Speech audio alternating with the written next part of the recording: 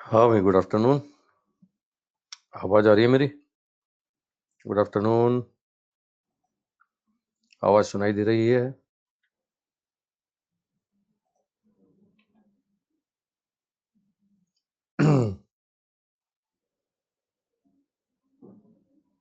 मैं दिखाई दे रहा हूँ भाई, मैं दिखाई दे रहा हूँ। सब परफेक्ट, ऑल परफेक्ट। बहुत बढ़िया, बहुत सुंदर।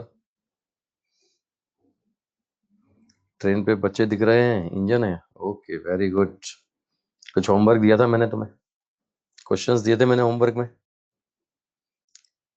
क्वेश्चन दिए थे भाई, कर लिए? चलो चेक कर लें एक बार फटाफट। एक बार चेक कर लेते हैं साहब, जो होमवर्क दिया था मैंने। फटाफट चेक करो। ये फिगर दिया था साहब, इसमें बोला है कि स्टेट ए से स्टेट बी लेके जाएंगे वाया सी। मतलब ये ए से बी जाना है सी पाथ से, इस पाथ से। तो ए सी बी पाथ में हीट दी हुई है तुम्हें। ए सी बी पाथ में हीट दिया हुआ है 100 कैलोरी। और बोल रहा है वर्क डन कितना होगा। वर्क डन भी पाथ पे डिपेंड करता है, 60 कैलोरी, है ना। By the gas along the path ADB, the work done by the gas is this. ADB path में वर्क डन दिया हुआ है ना। अब आपको ए से बी जाना है वाया डी, ये दिया हुआ है 20 कैलोरी। ठीक है, देख रहे हैं साहब, ए से बी वाया डी। बोल रहा है कि साहब हीट बताओ साहब, एडीबी पाथ का हीट बताओ। अब तुम्हें पता है कि ए से बी जाए, किसी भी पाथ से जाए, चेंज इन एनर्जी सेम होगा। आप ए सी बी पाथ से जाएं या ये ए डी बी पाथ से जाएं, चेंज इन एनर्जी सेम होगा। और फर्स्ट लॉ इक्वेशन से ये चेंज इन एनर्जी बोलेंगे डी यू बराबर तो हीट माइनस वर्क डन होगा ना। हीट माइनस वर्क डन, तो ए सी बी पाथ में heat minus A C B path में वर्क डन बराबर ए डी बी पाथ में heat minus A D B path में वर्क डन, है ना। अब डाटा रख दो, यूनिट का ध्यान रखिए विद साइन कन्वेंशन, सब कैलोरी में, कोई टेंशन ही नहीं है ना। और ये लो, ये 100 है, ये 60 है। ठीक है, ये आपको एडीबी निकालना है, और ये कितना है, 20 है।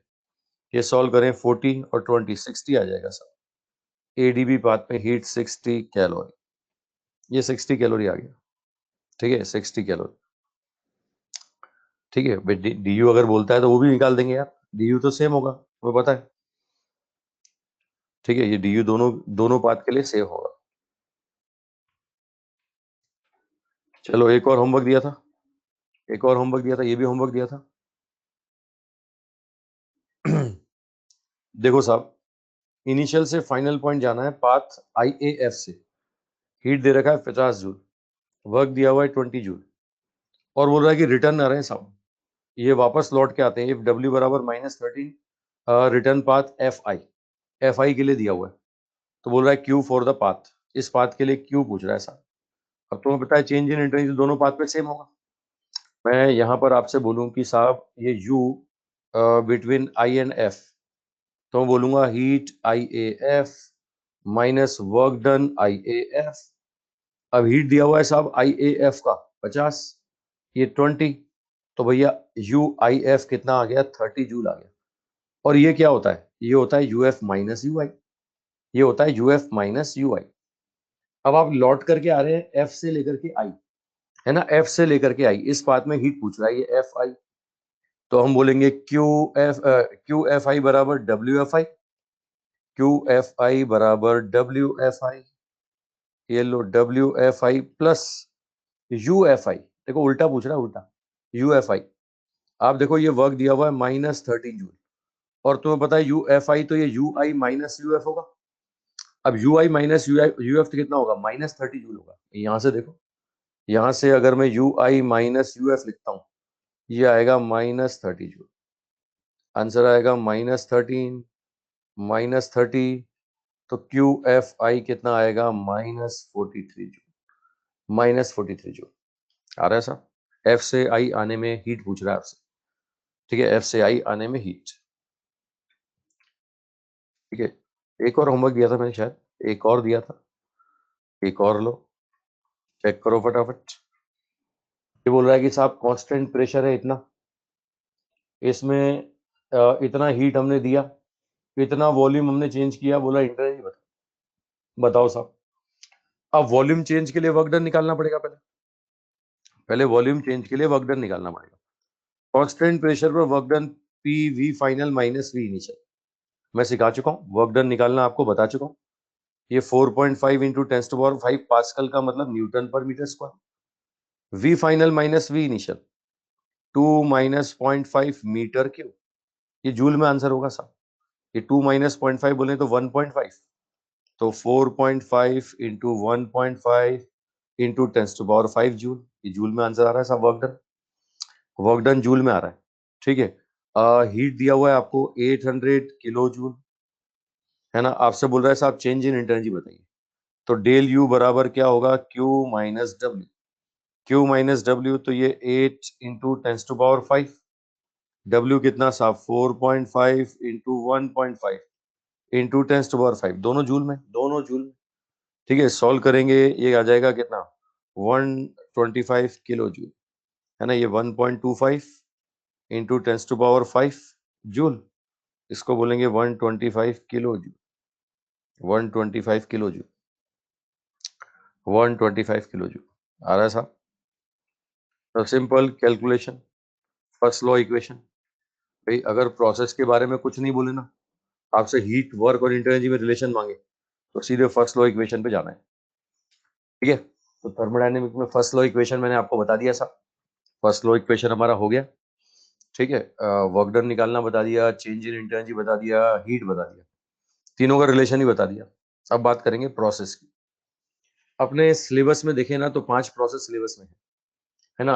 आइसोबैरिक, आइसोमेट्रिक, आइसोथर्मल, ठीक है, एडियाबैटिक और एक फ्री एक्सपेंशन ऑफ गैस, ठीक है। लेकिन साथ में मैं पॉलीट्रोपिक की बातें भी करूंगा, कोई पॉलीट्रोपिक प्रोसेस दे दिया जाए तो उसका आंसर निकालना भी मैं आपको सिखाऊंगा, ठीक है। इनमें एक कॉमन पॉइंट डिस्कस करने वाले हैं अपन, कि भाई ये प्रोसेस है, उसमें थर्मोडायनेमिक पैरामीटर क्या होगा।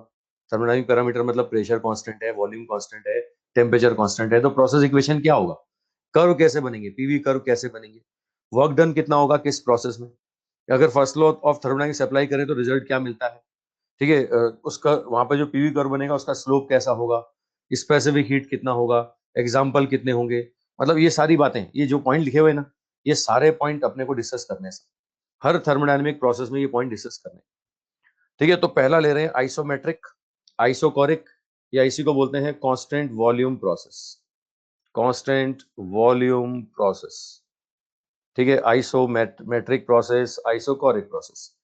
एग्जाम्पल बोले तो साहब एक क्लोज कंटेनर, क्लोज कंटेनर का बोले ना, बंद बर्तन, बंद बर्तन मतलब यहाँ वॉल्यूम क्या हो जाएगा, कांस्टेंट हो जाएगा, ठीक है। तो अब इसमें क्या क्या पॉइंट्स हैं देखते जाओ ये करके। आइसोमेट्रिक प्रोसेस सबसे पहला पॉइंट वॉल्यूम कांस्टेंट रहेगा, गारंटी से, ठीक है। अगर वॉल्यूम कांस्टेंट है और गैस है, तो तुम्हें पता है गैस के लिए गैलूसेक लॉ लगता है, गैस के लिए लगता है गैलूसेक लॉ, ये बात कर चुके हैं अपन। ये गैलूसेक लॉ से बोलते हैं P is proportional to T. Graph व्राफ भी बनाए थे अपन ने प्रेशर टेम्परेचर के, टेम्परेचर केल्विन में हो सेल्सियस में हो, याद करो, ठीक है। ये गैलूसेक लॉ क्वेश्चन भी कर लिया अपन ने, ठीक है। अच्छा अब तुम्हें सबको पता है अगर वॉल्यूम कांस्टेंट है तो वर्क डन क्या होगा, जीरो होगा। आइसोमेट्रिक प्रोसेस में वर्क डन कितना मिलेगा, जीरो मिलेगा, ठीक है। अब यहां पर वर्क डन तो जीरो है, लेकिन हीट जीरो नहीं होगा। कांस्टेंट वॉल्यूम पर सप्लाइड हीट क्या होता है, म्यू सीवी डीटी होता है, गैसेस की बात कर रहे हैं। टेम्परेचर चेंज के लिए हीट का फॉर्मूला होता है म्यू सी डेल टी, और कांस्टेंट वॉल्यूम में तो सी क्या लोगे, सीवी लोगे, है ना। और सबसे बड़ी बात यहां पर क्या है, फर्स्ट लॉ इक्वेशन अगर हम अप्लाई करते हैं, अगर हम फर्स्ट लॉ इक्वेशन अप्लाई करते हैं, है ना, फ्लॉट में अप्लाई करता हूं, तो फ्लॉट से मैं क्या बोलने वाला हूं, मैं बोलूंगा हीट बराबर work done plus change in energy, और आप देख रहे हैं वर्क डन जीरो है, इसका मतलब हीट बराबर चेंज इन एनर्जी। और चेंज इन एनर्जी के फॉर्मूले मैंने आपको बताए थे, मैंने बताया था कोई सा भी थर्मोडायनेमिक प्रोसेस हो, कैसा भी थर्मोडायनेमिक प्रोसेस हो, चेंज इन इंटरनल एनर्जी का फॉर्मूला हमेशा क्या होता है, हमेशा म्यू सीवी डेल टी होता है। एक और बताया था मैंने mu R del T upon gamma minus one. एक और बताया था साहब ये P final V final minus P initial V initial upon gamma minus one, याद आ रहा है आपको, ठीक है। ये सारे फॉर्मूले मैंने आपको बताए थे, और वॉल्यूम कांस्टेंट होगा, तो यहाँ क्या बोलूंगा, P final minus P initial into volume upon gamma minus one, ठीक है। ये मैं बात कर चुका हूँ आपसे, कल ही बताया था मैंने आपको, ये कल ही मैंने आपको बताया था change in energy her thermodynamic process में म्यू सीवी dt होता है, इसको कोई मतलब ही नहीं प्रोसेस क्या है। तो इस केस में क्या निकला, इस केस में निकला कि साहब हीट का 100% पार्ट किस में जा रहा है, इंटर एनर्जी। अगर मैं हीट का पार्ट बोलूं, मैं आपसे बोलूं पार्ट ऑफ हीट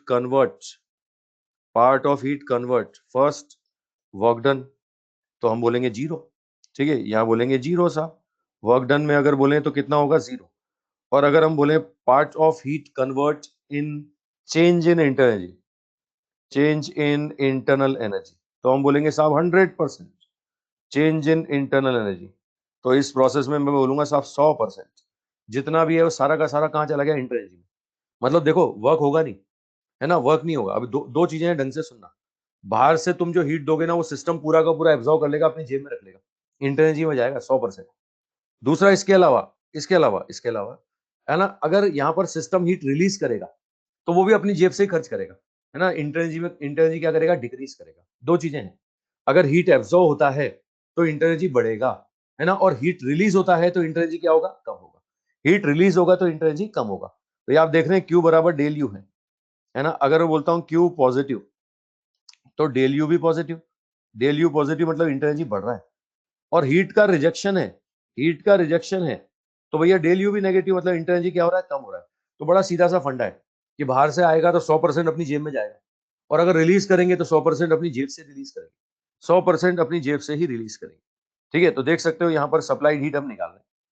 ठीक है, अच्छा अब यहाँ देखो साहब, यहाँ पर स्पेसिफिक हीट है, ये तो स्पेसिफिक हीट पूछता है प्रोसेस में, तो सबको पता है सीवी, और सीवी का वैल्यू कल बताया था F/2। मैंने कहा ना, सारे गैस भगवान है, कब किस रूप में हमारे सामने आए पता नहीं। तो ये सारे आंसर हर प्रोसेस में अलग अलग आएंगे, है ना। कांस्टेंट प्रेशर पर सीपी होता है, कांस्टेंट वॉल्यूम पर सीवी होता है। तो ये सारे पॉइंट में डिस्कस कर रहा हूँ। अब पीवी कर्व बनाए इसका, तुम्हें पता है वॉल्यूम कांस्टेंट रहेगा, प्रेशर बढ़ भी सकता है, घट भी सकता है। भाई दो तरह की पॉसिबिलिटी बनेगी, प्रेशर बढ़ेगा या प्रेशर घटेगा, है ना, या तो प्रेशर बढ़ेगा या प्रेशर घटेगा। अगर प्रेशर बढ़ रहा है ना, तो तुम्हें पता है P is proportional to T है। अगर प्रेशर बढ़ रहा है तो टेम्परेचर भी बढ़ रहा होगा।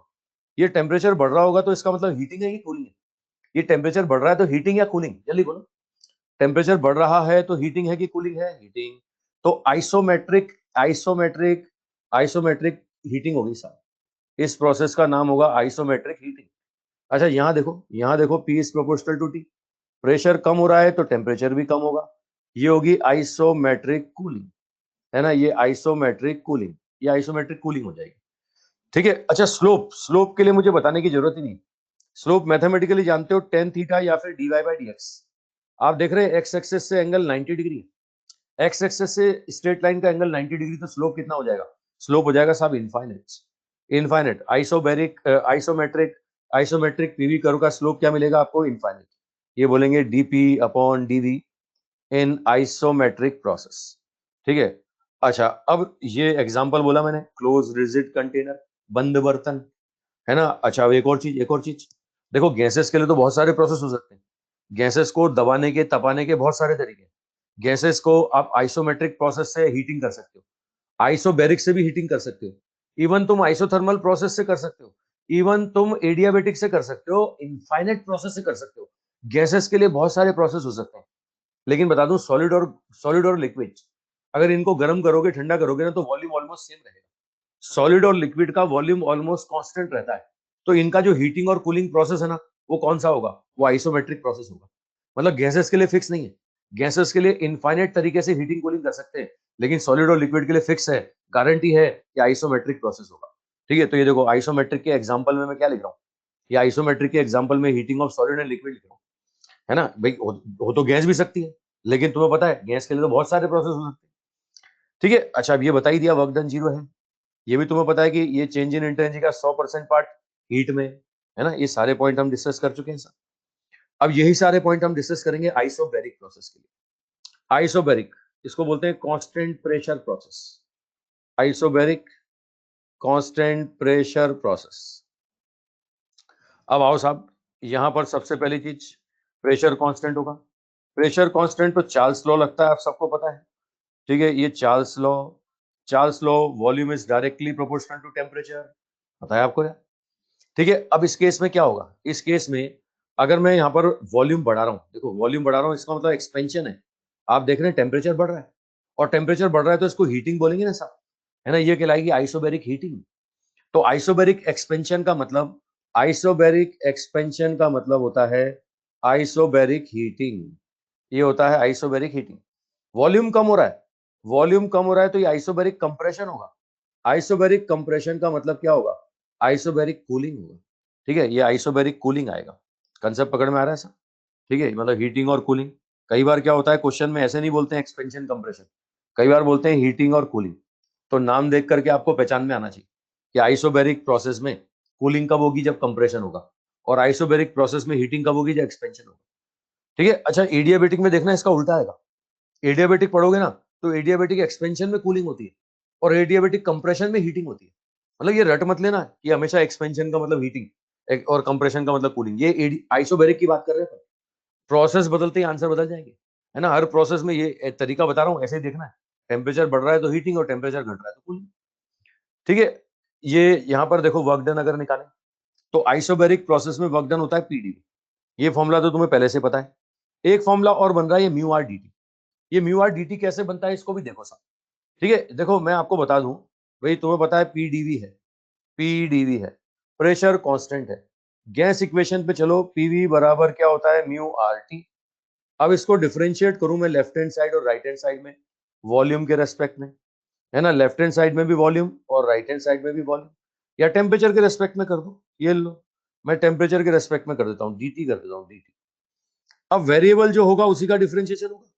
वेरिएबल कौन है, वेरिएबल साहब वॉल्यूम है ना, और टेम्परेचर है, प्रेशर तो बदलता नहीं है। ये बन गया P D V by D T.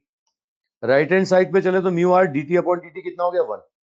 तो आप अल्टीमेटली देखेंगे पी डीवी बराबर क्या होगा, पी डीवी बराबर म्यू आर डी टी होगा। ये पी डीवी बराबर आएगा म्यू आर डी टी, है ना। तो आप देख सकते हो आइसोबैरिक प्रोसेस में वर्क डन आएगा पी डीवी या म्यू आर डी टी। ठीक है, ये म्यू आर डी टी, समझ रहे हो साहब। दो फॉर्मूले बन गए आइसोबैरिक के लिए। ठीक है, एक तो अगर प्रेशर वॉल्यूम देता है तो पी डीवी बन गया, जो अपन ने पहले खूब इस्तेमाल किया। कई बार टेम्परेचर देगा वो, है ना, टेम्परेचर में चेंज देगा तो ये म्यू आर डी टी। अच्छा फर्स्ट लॉ इक्वेशन पे चलो, फर्स्ट लॉ पे तुम्हें पता है कि यहाँ पर हीट का कुछ पार्ट इंटरनल में जाएगा, कुछ वर्क में जाएगा। तुम्हें पता है वर्क डन जीरो नहीं है, और चेंज इन इंटेंसिटी तो कभी जीरो होता ही नहीं। तुम्हें पता है आइसोथर्मल में जीरो होगा, बाकी कहीं जीरो होगा नहीं। तो हीट भी जीरो नहीं होगा। मैं आपको बताऊं, हीट बोले कांस्टेंट प्रेशर पर, तो कांस्टेंट प्रेशर पर हीट बोलूंगा म्यू सीपी डेल्टी। इंटरनल एनर्जी में चेंज, ये तो झगड़ा ही नहीं है, ये तो आंख बंद करके बोलोगे म्यू सीपी डेल्टी। और वर्क डन बोले तो वर्क डन क्या आ रहा है, वर्क डन आ रहा है ऐसा म्यू आर डेल्टी। देखो तीनों में से कोई भी जीरो नहीं, तीनों में से कोई भी जीरो नहीं है। ना तो हीट जीरो, ना वर्क डन जीरो, ना चेंज इन इंटेंस जीरो। होगा क्या, थ्योरेटिकली बोले तो भैया हीट का कुछ पार्ट वर्क में जाएगा और कुछ पार्ट चेंज इन इंटेंसिटी में जाएगा, है ना। कुछ पार्ट वर्क में, कुछ पार्ट चेंज इन इंटेंसिटी में। कितना कितना, चलो निकालते हैं, अभी निकालते हैं। ये वर्क डन का दिख ही गया तुम्हें, ये भी तुम्हें दिख गया कि हीट जीरो नहीं, वर्क डन जीरो नहीं। अच्छा स्पेसिफिक हीट बोले तो सीपी तुम्हें पता है, फॉर्मूला कल ही बताया था मैंने, F/2 + 1R, है ना। सीपी का एक फॉर्मूला F/2 + 1R, या एक और फॉर्मूला बताया था गामा आर अपॉन गामा -1। याद आ रहा है, specific heat at constant pressure, कल ही फॉर्मूले बताए तुम्हें सारे। ठीक है, कांस्टेंट प्रेशर और कांस्टेंट वॉल्यूम पर ये हीट, स्पेसिफिक हीट के फॉर्मूले। अच्छा स्लोप, स्लोप देखो, स्लोप पहले कर्व कैसा बनता है। आप देख रहे हो प्रेशर कांस्टेंट है, प्रेशर कांस्टेंट है, वॉल्यूम बढ़ाएंगे, वॉल्यूम बढ़ाएंगे तो टेम्परेचर बढ़ जाएगा, है ना। ये यहाँ पर आपको बताया V is proportional to T। Volume बढ़ाऊंगा तो टेम्परेचर बढ़ेगा, वॉल्यूम घटाऊंगा तो टेम्परेचर घटेगा। आइसोबैरिक हीटिंग, आइसोबैरिक कूलिंग बता ही दिया मैंने आपको। लेकिन यहाँ प्रेशर कांस्टेंट है तो एक्स एक्सिस से एंगल 0 डिग्री, तो स्लोप का वैल्यू 0 आएगा साहब। ये देखो आइसोबैरिक कर्व का स्लोप आपको 0 मिलेगा, है ना। प्रेशर कांस्टेंट का एग्जांपल अगर बोले, कांस्टेंट प्रेशर का एग्जांपल बोले तो भैया ओपन कंटेनर, खुला हुआ बर्तन, है ना। जब बर्तन खुला हुआ रहेगा तो ऐसे केस में तुम गर्म करोगे ना, गर्म करोगे तो जैसे ही अंदर का प्रेशर बढ़ने लगेगा, ये गैस लीक हो जाएगी, निकल के बाहर चल जाएगी, सराउंडिंग में चल जाएगी, और प्रेशर क्या बना रहेगा, प्रेशर सराउंडिंग के बराबर बना रहेगा, प्रेशर कांस्टेंट बना रहेगा। समझ रहे हो, ओपन कंटेनर। अब ये मैंने बता ही दिया, वर्क डन हो गया म्यू आर डेल्टी, हीट हो गया म्यू सीपी डेल्टी, ये म्यू सीवी डेल्टी। क्वेश्चन बनता है कितना पार्ट हीट का वर्क में, कितना पार्ट इंटरनल एनर्जी में। ठीक है, आपसे बोलेगा साहब part of heat, part of heat, ठीक है, कन्वर्ट इन ए, ये बोलता है वर्क डन, पहले बोल रहा है वर्क डन, वर्क डन। अब पार्ट या फ्रैक्शन का मतलब समझते हो, पार्ट या फ्रैक्शन का मतलब क्या करो, डिवाइड करो सब, है ना भाई। हीट का पार्ट निकालना है, वही वर्क में हीट का कितना पार्ट होगा, तो work divide by heat. Work हो गया mu R del T, heat क्या हो गया म्यू सीपी डेल टी। देखो म्यू से म्यू कैंसिल, डेल टी से del T cancel, R upon CP आ गया, है ना। और सबको पता है ये आर क्या होता है, आर होता है सीपी माइनस सीवी। अरे बता चुका हूँ, आर सीपी माइनस सीवी। तो आप डिवाइड करो, ये बनता है 1 माइनस सीवी अपॉन सीपी, है ना। यानी कितना आएगा, आप देख सकते हो हीट का कितना पार्ट वर्क में जाएगा, ये जाएगा 1 माइनस 1 अपॉन गामा। आप देख सकते हो 1 minus 1 upon gamma part heat का वर्क में कन्वर्ट होगा। ये डब्ल्यू अपॉन क्यू निकाल रहे हैं, ये दुनिया के सभी प्रोसेस में कि आइसोबैरिक प्रोसेस में, जल्दी बोलो, दुनिया के सभी प्रोसेस में कि आइसोबैरिक में। ठीक है, ये आइसोबैरिक की बात चल रही है, ध्यान रख लेना। पहले मैंने वहां आइसोमेट्रिक में भी बताया आपको, आइसोमेट्रिक में हीट का 0% वर्क में और 100% इंटरनल एनर्जी में। यहाँ देखो वर्क में कितना जा रहा है, 1 माइनस 1 अपॉन गामा। अच्छा इंटरनल एनर्जी में कितना जाएगा ये भी निकालें, है ना। Change in internal energy, change in internal energy कितना पार्ट जाता है ये भी निकालो। ये बोलेंगे तो del U upon supplied heat. अब डेल यू सबको पता है म्यू सीवी डेल टी, और सप्लाइड हीट सबको पता है mu C P C P del T. ये तो 1 अपॉन गामा आ गया। मतलब देख सकते हो कितना पार्ट इंटरनल एनर्जी में, कितना चेंज इन इंटरनल एनर्जी में कितना पार्ट गया, 1 अपॉन गामा। और वर्क डन में कितना गया, 1 minus 1 upon gamma, 1 minus 1 upon gamma. अच्छा गामा क्या सभी गैसेस का सेम होता है क्या, क्या गामा सभी गैसेस का सेम होता है क्या, नहीं होता है। सबसे ज्यादा मोनो का, फिर डाई का, फिर ट्राई का। मैंने बताया था आपको, एटोमिसिटी बढ़ने पर सीवी बढ़ता है, सीपी बढ़ता है, लेकिन गामा कम होता है, मैं बता चुका हूं आपको। ठीक है, तो ये गामा का वैल्यू हर गैस के लिए अलग अलग। तो मुझे बताओ क्या सारी गैसेस के लिए सेम पार्ट होगा क्या, है ना। अच्छा अब कंपैरिजन वाला क्वेश्चन बनता है, कौन गैस ज्यादा काम करेगा, सबसे ज्यादा हीट का पार्ट वर्क में किसके लिए जाएगा, सबसे कम किसके लिए जाएगा, चेंज इन इंटेंसिटी में किसका ज्यादा आएगा। ये देखो ये कंपैरिजन वाला क्वेश्चन। यहाँ हो साहब, देखो ये वर्क वाले फॉर्मूले में आओ, 1 माइनस 1 अपॉन गामा। जिसका गामा सबसे ज्यादा होगा ना उसके लिए 1 अपॉन गामा सबसे कम होगा, और जिसका 1 अपॉन गामा सबसे कम होगा ना, है ना, जिसका 1 अपॉन गामा सबसे कम होगा उसके लिए 1 माइनस ये डिफरेंस सबसे ज्यादा आएगा। मतलब हीट का वर्क में सबसे ज्यादा पार्ट जो कन्वर्ट होगा ना वो मोनोएटॉमिक के लिए होगा। ये आपको पता है, ये गामा मोनो के लिए सबसे ज्यादा है ना। ये यहां से बोले तो डाई के लिए उससे कम है, ट्राई के लिए सबसे कम है।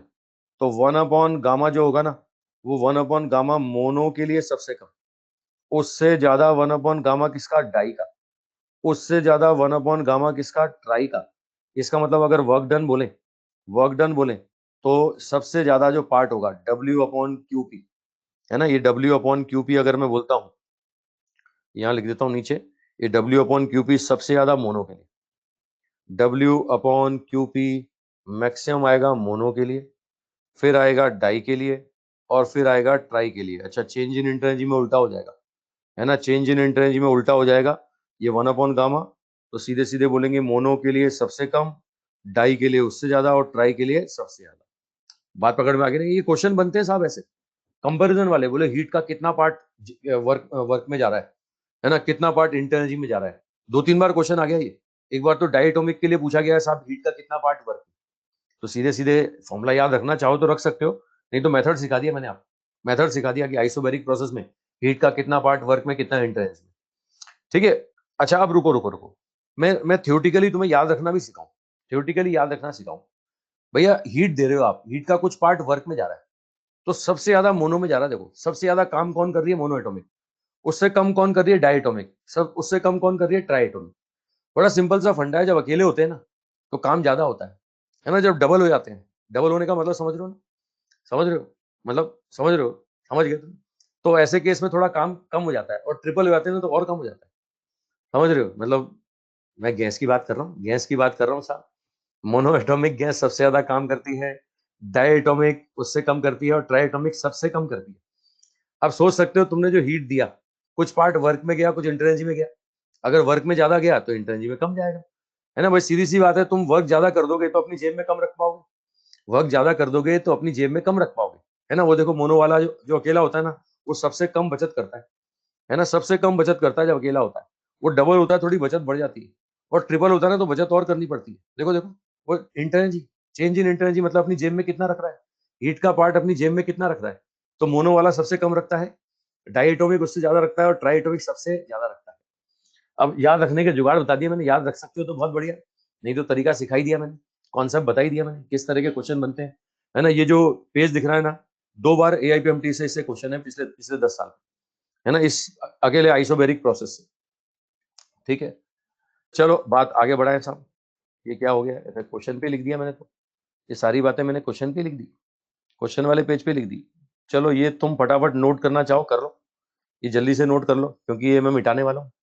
ये नोट कर लो, मैं मिटाने वाला हूँ, क्योंकि इस पेज पे क्वेश्चन लिखा हुआ है ना, इस स्लाइड पे क्वेश्चन लिखा हुआ है, देखो देखो, जल्दी से नोट कर लो, है ना। ये स्क्रीनशॉट ले लो, जल्दी स्क्रीनशॉट ले लो, स्क्रीनशॉट ले लो, कर ले लिया स्क्रीनशॉट, ले लिया भाई, मिटा दो इसको, लिख लिया, लिख लिया, नोट हो गया, वेरी गुड। मैं मिटाने जा रहा हूं, जल्दी करो जल्दी करो,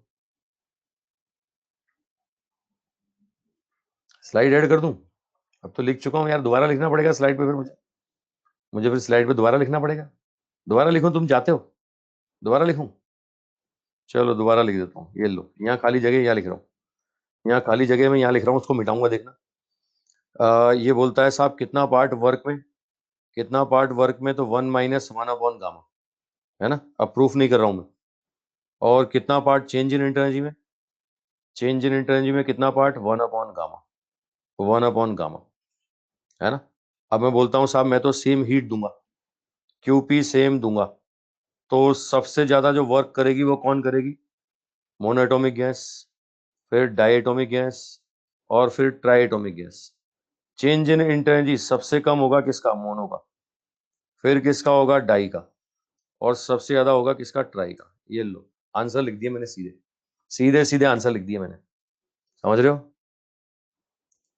चलो सीधे सीधे आंसर आ गए यहाँ पर, अगर नोट कर चुके हो वो तो बहुत बढ़िया, है ना। मैं इसको मिटाने जा रहा हूँ, लो साहब इसको मिटा रहा हूँ।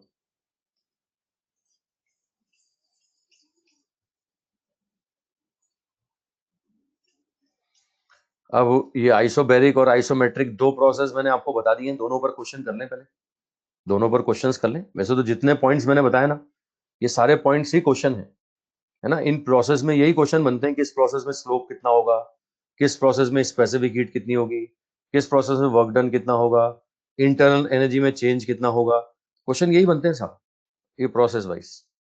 चलो आओ बताओ साहब, ये बताओ, ठीक है, ये कर्व आपको दिया हुआ है, आपके सामने कर्व है ना। क्वेश्चन देखो साहब, बोला 1 मोल मोनोएटॉमिक गैस है, साइक्लिक प्रोसेस है, बोल रहा है साहब वर्क डन बताओ। अरे ये तो बहुत आसान हो गया, वर्क डन तो तुम देखते बता दोगे, साइक्लिक प्रोसेस का वर्क डन तो तुम देखते बता दोगे, साइक्लिक प्रोसेस का वर्क डन तो equal to area of cycle, ये एरिया 1, और सबको पता है क्लॉकवाइज है इसलिए पॉजिटिव होगा, क्लॉकवाइज है इसलिए पॉजिटिव होगा, पॉजिटिव होगा तो कितना होगा, हाफ बेस इंटू हाइट, ये बेस हो गया V0, हाइट हो गया 2P0, आंसर आ गया P0 V0 प्लस में, सबका आ रहा है। अब बोल रहा है heat rejected by the gas in the path CA and heat absorb the path AB, CA और AB की बात कर रहा है। अब CA प्रोसेस में मैं अगर तुमसे बोलूं, ठीक है, देखो मोनोएटॉमिक गैस है, मोनोएटॉमिक, साफ साफ बोल रहा है, मोनोएटॉमिक है, तो चेंज इन एनर्जी तो तुम सीधे बोल सकते हो भाई, चेंज इन इंटरनल एनर्जी में बोलूं C से A के बीच में, क्या बोलोगे साहब, आपके पास डाटा प्रेशर और वॉल्यूम वाला है, तो क्या बोलोगे, P final V final minus P initial V initial upon gamma -1। याद करो चेंज इन एनर्जी का फॉर्मूला मैंने बना के दिया तुम्हें, है ना, या तो म्यू CVDT या ये होता है। अब C से A में आ रहे हैं तो P फाइनल कितना है, P फाइनल साहब P0 है, V फाइनल V0 है ना, P इनिशियल तो P0 है, V इनिशियल कितना है 2V0 है ना, गामा बोले गामा, तो मोनोएटॉमिक गैस का गामा कितना, मोनोएटॉमिक गैस का गामा 5/3 -1, ये सॉल्व करें तो कितना बनता है, ये -P0 V0 अपॉन 2/3, कितना आ गया साहब, ये आ गया -3/2 P0 V0, ये चेंज इन एनर्जी आ गई साहब, है ना। अब ये C से A में, और तुम एरिया निकाल ही सकते हो, ये एरिया 2 वर्क डन को बताएगा, है ना, ये CA प्रोसेस में वर्क डन एरिया 2 के बराबर, कंप्रेशन है तो नेगेटिव होगा, नेगेटिव होगा कितना, -P0 V0, तो भैया हीट भी आ गई। अब तो बोलो CA प्रोसेस में हीट बोले तो सी ए में वर्क डन प्लस सी से ए में change in inter energy, C से ए में वर्क डन कितना हो गया minus P naught V naught, change in inter energy minus 3/2 P naught V naught. तो सी ए प्रोसेस का आंसर कितना आ गया, ये डायरेक्ट बोले तो -5/2 पी नॉट वी नॉट आ रहा है साहब। ठीक है भाई, सी से ए की बात कर रहे हैं अपन, सी से ए, तो सी से ए में वर्क डन क्या होगा, सी से ए वाला एरिया लेंगे ना भाई, जिस प्रोसेस में वर्क डन निकालते हैं उसका एरिया लेते हैं, उस कर्व का एरिया, उस कर्व और वॉल्यूम एक्सेस के बीच का एरिया, पूरा एरिया मत ले लेना, वो सी से ए की बात कर रहा है इसलिए सी से ए का एरिया। ठीक है लो साहब, ये सी से ए में नेगेटिव का मतलब क्या है, हीट एब्जॉर्ब या रिजेक्ट, ये हीट एब्जॉर्प्शन है कि रिजेक्शन है, हीट एब्जॉर्प्शन की रिजेक्शन, ठीक है ये हीट रिजेक्शन है, आ रहा है साहब। ठीक है अच्छा आ जाओ नेक्स्ट क्या बोल रहा है साहब, अगला बोल रहा है कि साहब ए बी में बताओ, ए बी में एब्जॉर्ब बताओ। अब क्यू ए बी अगर बोले तो हम बोलेंगे W A B plus del U A B, work done तो जीरो दिख रहा है, ए से बी में वर्क डन तो जीरो दिख रहा है, कांस्टेंट वॉल्यूम है, कांस्टेंट वॉल्यूम है इसलिए वर्क डन जीरो दिख रहा है। चेंज इन एनर्जी बोलो, चेंज इन एनर्जी बोले तो फॉर्मूला वही पी फाइनल वी फाइनल, यानी क्या बोलूंगा P B V B minus P A V A upon gamma -1। P B कितना है 3p0, वीबी कितना है साहब v0, पी ए कितना है p0, वी ए कितना है v0, गामा कितना 5/3 -1। सॉल्व करें, ये 3 -1 तो 2 और नीचे 2/3 तो 3 आ जाएगा साहब, 3p0 v0, आंसर आ जाएगा 3p0 v0। ये ए बी प्रोसेस में हीट आ गया आपके पास, heat in process A B आ रहा है साहब।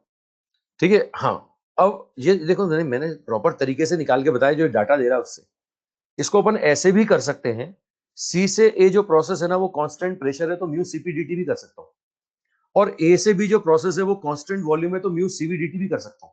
ये एक तरीका बताया मैंने, है ना। अब मैं दूसरा तरीका बता रहा हूं, डायरेक्ट डायरेक्ट तरीका बताऊं तो सी ए प्रोसेस क्या है, constant pressure, C A process constant pressure तो हम ऐसे ही बोल सकते हैं म्यू सीपीडीटी, लेकिन डेल टी नहीं है अपने पास, तो वो डेल टी निकालना पड़ेगा, है ना। डेल टी क्या बोलेंगे, T final minus T initial, T A minus T C. अब T A minus T C तो टी ए क्या बोलोगे, टी ए बोलोगे P A V A upon R T A, ऐसा बोलोगे ना, ये आर टी ए। अब पी ए कितना है पी नॉट, वी ए कितना है वी नॉट, ठीक है ये सॉरी ये R upon mu, mu number of mole 1 दे ही रखे, तो ये आ गया साहब ये P naught V naught upon are.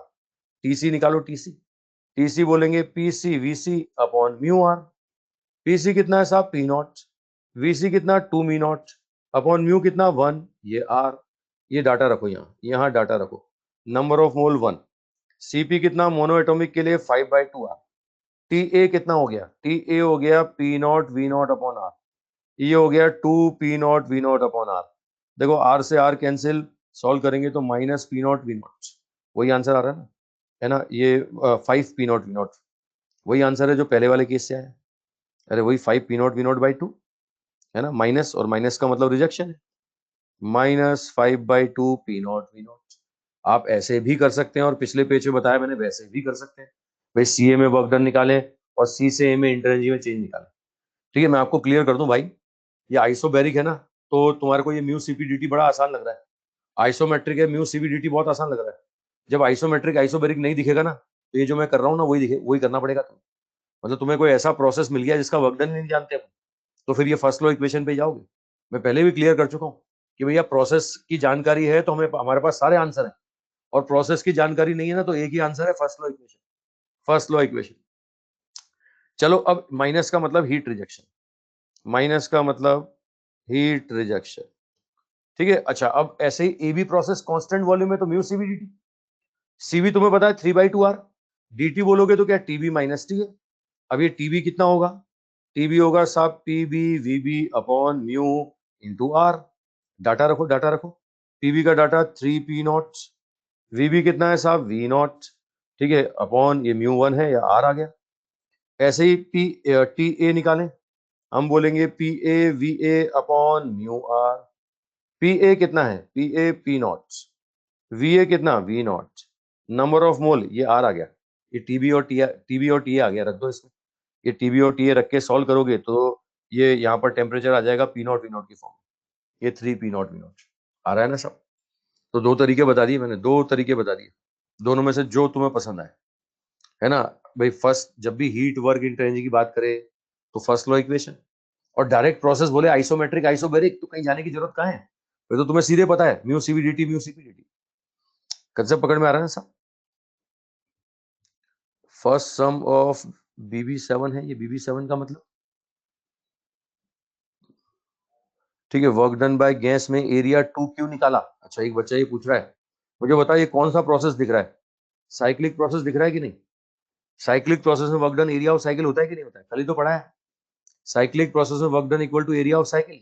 अक्षत कुमार, अक्षत बेटा कल ही तो पढ़ा था साइक्लिक प्रोसेस में work done equal to area of cycle. ठीक है चलो एक क्वेश्चन और लो, एक क्वेश्चन,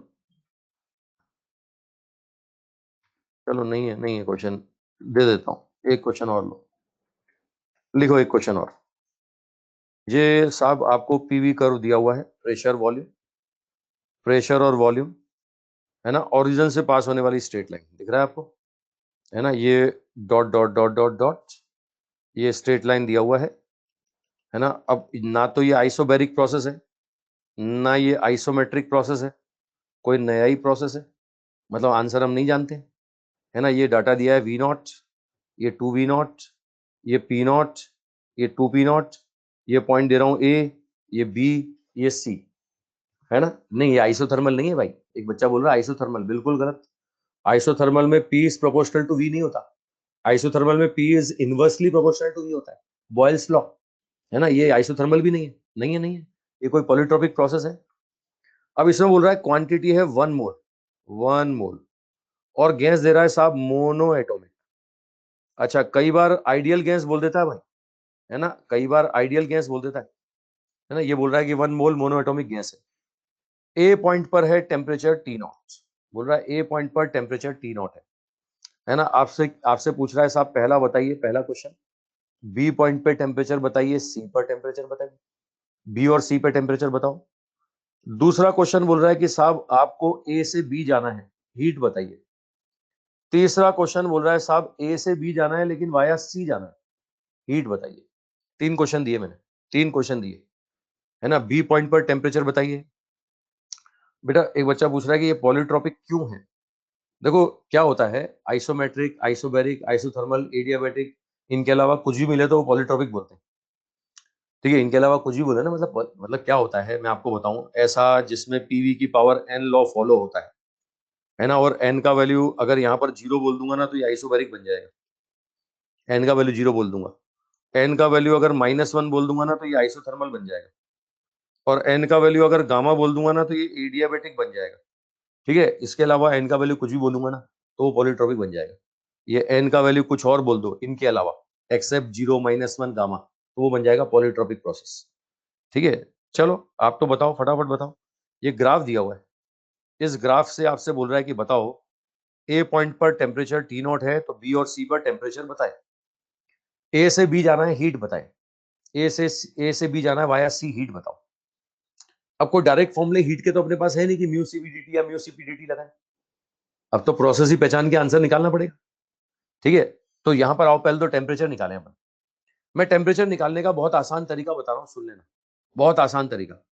टेम्परेचर निकालने का बहुत आसान तरीका क्या है, क्वांटिटी कंजर्वेशन लगाओ। सबको पता है कि साहब A point B point C point पर क्वांटिटी क्या रहेगी, सेम रहेगी, है ना, और इसको टेम्परेचर प्रेशर की फॉर्म में रख दो। गैस इक्वेशन से बोलूंगा ये P A V A upon R T A, ये क्या बोलूंगा P V V V upon R T V, ये बोलेंगे P C V C upon R T C, ऐसा बोलेंगे भाई। ए पॉइंट पर प्रेशर पी नॉट है, वॉल्यूम वी नॉट है, और टेम्परेचर दे रखा है क्वेश्चन में टी नॉट है। बी पॉइंट पर प्रेशर मुझे दिख रहा है 2P नॉट, वॉल्यूम भी दिख रहा है बी पॉइंट पर 2V नॉट, टेम्परेचर यही तो निकालना है। सी पॉइंट पर प्रेशर मुझे दिख रहा है P नॉट, वॉल्यूम मुझे दिख रहा है 2V नॉट, टेम्परेचर यही तो निकालना है।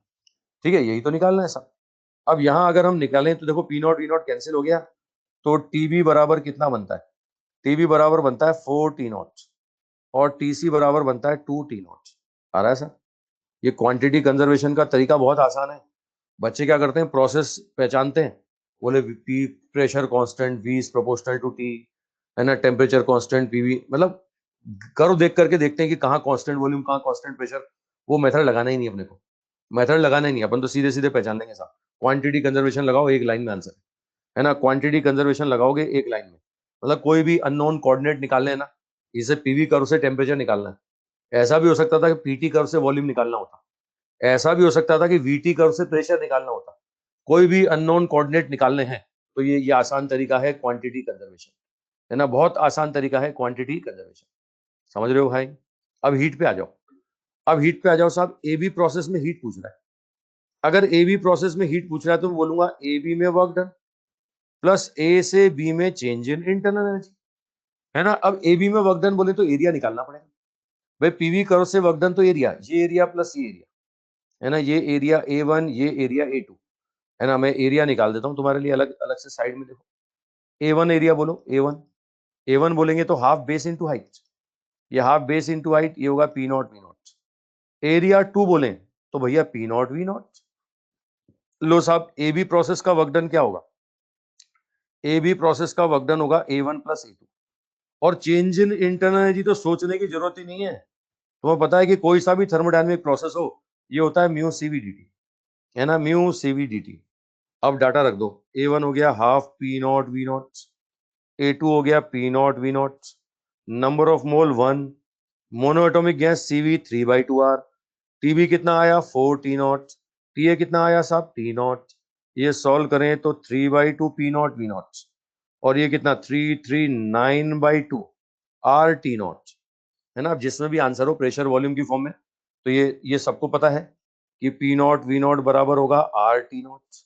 ए पॉइंट पकड़ लिया मैंने, ए पॉइंट से मैंने गैस इक्वेशन का रिलेशन बनाया था भाई। क्वांटिटी तो कहीं भी नहीं बदलनी, लेकिन ए पॉइंट पर मुझे पता है प्रेशर है P naught V not, temperature है T नॉट, तो ये क्या बना, P नॉट V नॉट बराबर R T नॉट बना। तो यहां से क्या बन गया साहब, ये 9 naught to 12/6, 6 P naught V naught, या ऐसा बोलेंगे 6 R T नॉट। जिस भी फॉर्म में आंसर हो, वो दोनों में से जिस भी फॉर्म में आंसर हो बदल सकते हो साहब, ठीक है। अच्छा अगला बोल रहा है साहब ए सी बी पाथ में हीट बताइए। ए सी बी, ए से बी जाना है लेकिन वाया सी, तो हम बोलेंगे ए सी बी पाथ में वर्क डन प्लस ए से सी के बीच में चेंज इन एनर्जी। अब तुम किसी भी पाथ से जाओ, ए से सी के बीच में, ए से बी के बीच में चेंज इन एनर्जी तो वही आएगी जो पहले वाले केस में। वर्क डन बदल जाएगा, अब वर्क डन सिर्फ एरिया 2 के बराबर होगा, और ये होगा mu CV TB minus T, है ना। अब एरिया 2 कितना P नॉट V नॉट, और ये अभी निकाला आपने, ये अभी निकाला 9/2 R T नॉट। तो ओवरऑल आंसर कितना 11/2 P नॉट V नॉट, या क्या बोलेंगे, या बोलेंगे 11/2 R T not, 11/2 R T not. समझ रहे हो साहब, है ना। एसीबी पाथ में वर्क डन और हीट दोनों आ गया, कंसेप्ट पकड़ में आ रहा है ना साहब। तो मैंने इसीलिए पहला वाला क्वेश्चन फर्स्ट लॉ इक्वेशन से किया था, हालांकि मुझे वहां सीधे सीधे कांस्टेंट प्रेशर में हीट दिख रहा था म्यू सीपीडीटी, कांस्टेंट वॉल्यूम में हीट दिख रहा था म्यू सीपीडीटी। लेकिन कभी कभी ऐसे प्रोसेस आते हैं कि यार देख ही नहीं रहा कांस्टेंट प्रेशर, कांस्टेंट वॉल्यूम, तो ऐसे केस में क्या है, first law equation, PV curve के एरिया से वर्क डन आ जाएगा, और चेंज इन इंटरनल के बारे में सोचना ही नहीं है, फॉर्मूला होता है म्यू सीवीडीटी। चेंज इन इंटरनल का फॉर्मूला म्यू सीवीडीटी, कोई सा भी थर्मोडायनेमिक प्रोसेस हो। आई थिंक बात पकड़ में आ गया सब। और ये अननोन कोऑर्डिनेट निकालने का कंसेप्ट मैंने आपको बता दिया, ठीक है। अननोन कोऑर्डिनेट निकालने का फॉर्मूला बता दिया मैंने आपको कि भैया पीवी कर्व से टेम्परेचर निकालना हो, या पीटी कर्व से वॉल्यूम निकालना हो, या वीटी कर्व से प्रेशर निकालना हो, क्वांटिटी कंजर्वेशन लगा दो, क्वांटिटी कंजर्वेशन लगा दो, कोई भी अननोन कोऑर्डिनेट आ जाएगा, ठीक है। ठीक है, कर लोगे, हो जाएगा। कन...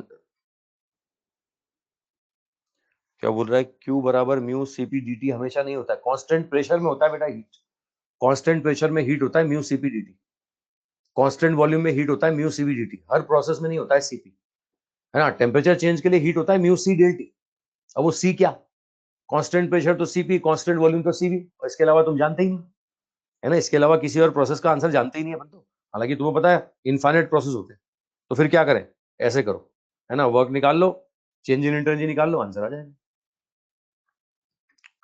ठीक है। चलो भाई, अब ये लो, फिर एक खाली पेज पे ठोक दिया मैंने तो।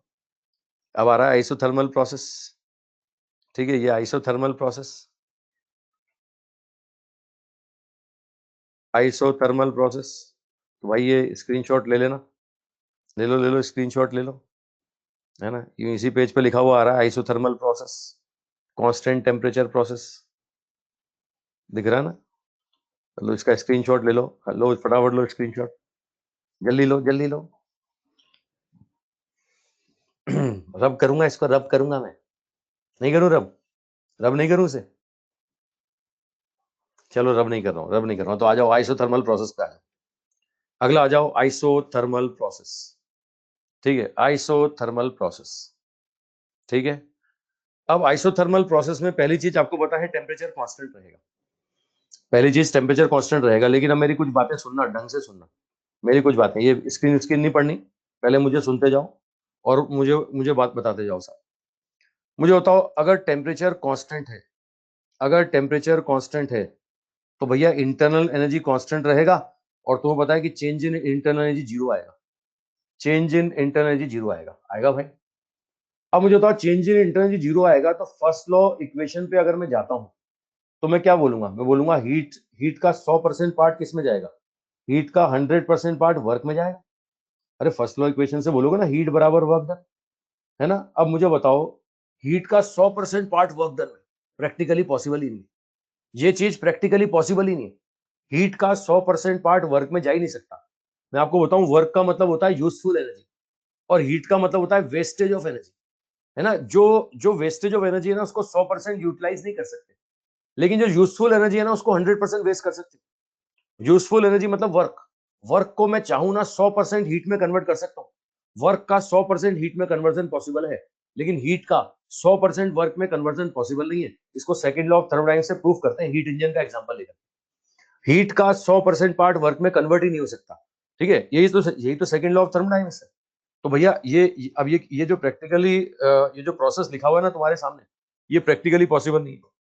आइसोथर्मल प्रोसेस प्रैक्टिकली पॉसिबल नहीं है, ये कागज पे पॉसिबल है ना? कागज पे एक्सप्लेन कर सकते हैं, कागज पे अपन सारे पॉइंट एक्सप्लेन कर सकते हैं जो आइसोबैरिक आइसोमेट्रिक के लिए अपन ने करे, लेकिन कागज पर एक्सप्लेन करने के लिए भी एजम्पशन मानना पड़ता है। कागज पर भी इसको एक्सप्लेन करने के लिए हमें कुछ एजम्पशन मानने पड़ते हैं। क्या एजम्पशन है? सुनो ढंग से, इसके लिए एजम्पशन सुनो। पहला एजम्पशन मानते हैं कि जो कंटेनर है ना, वो कंटेनर परफेक्टली कंडक्टिंग होना चाहिए। कंटेनर परफेक्टली कंडक्टिंग से मतलब कि भैया जो हीट मिलेगा वो अपनी जेब में नहीं रहेगा, 100% गैस को देगा। भाई पहली चीज, आप गैस को हीट देने के लिए बर्तन को हीट देते हो ना, ऐसा थोड़ी कि सीधे गैस को हीट दे देते हो, पहले बर्तन को हीट दोगे, वो बर्तन किसको देगा? गैस को देगा, फिर गैस प्रोसेस करेगा, है ना?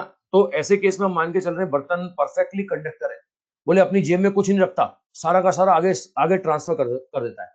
मतलब मैं आपसे बोलूं थर्मल कंडक्टिविटी इनफाइनाइट और स्पेसिफिक हीट जीरो, बोले हीट एब्जॉर्ब नहीं करता, मतलब बर्तन गर्म नहीं होता, सारा का सारा आगे ट्रांसफर कर देता है। भाई हीट को मिलेगा तभी तो वर्क करेगी ना, है ना? ये अजम्पशन मानना पड़ता है। ऐसा कोई दुनिया में बर्तन ही नहीं बना, ऐसा कोई दुनिया में बर्तन ही नहीं है भाई जो अपनी बर्तन गर्म नहीं हो रहा बोले अंदर की चीज गर्म हो गई, बोले बर्तन को हीट दी हमने, बर्तन तो गर्म नहीं हुआ, बोले अंदर की चीज गर्म हो गई। ऐसा थोड़ी होता है, कुछ ना कुछ तो बर्तन भी गर्म होगा ना, है ना? प्रैक्टिकली पॉसिबल नहीं है, लेकिन कागज पर इस प्रोसेस को एक्सप्लेन करने के लिए हमें कुछ अजम्पशन मानने पड़ रहे हैं। और पहला अजम्पशन क्या है? पहला अजम्पशन है कि बर्तन क्या होना चाहिए? परफेक्टली कंडक्टिंग होना चाहिए।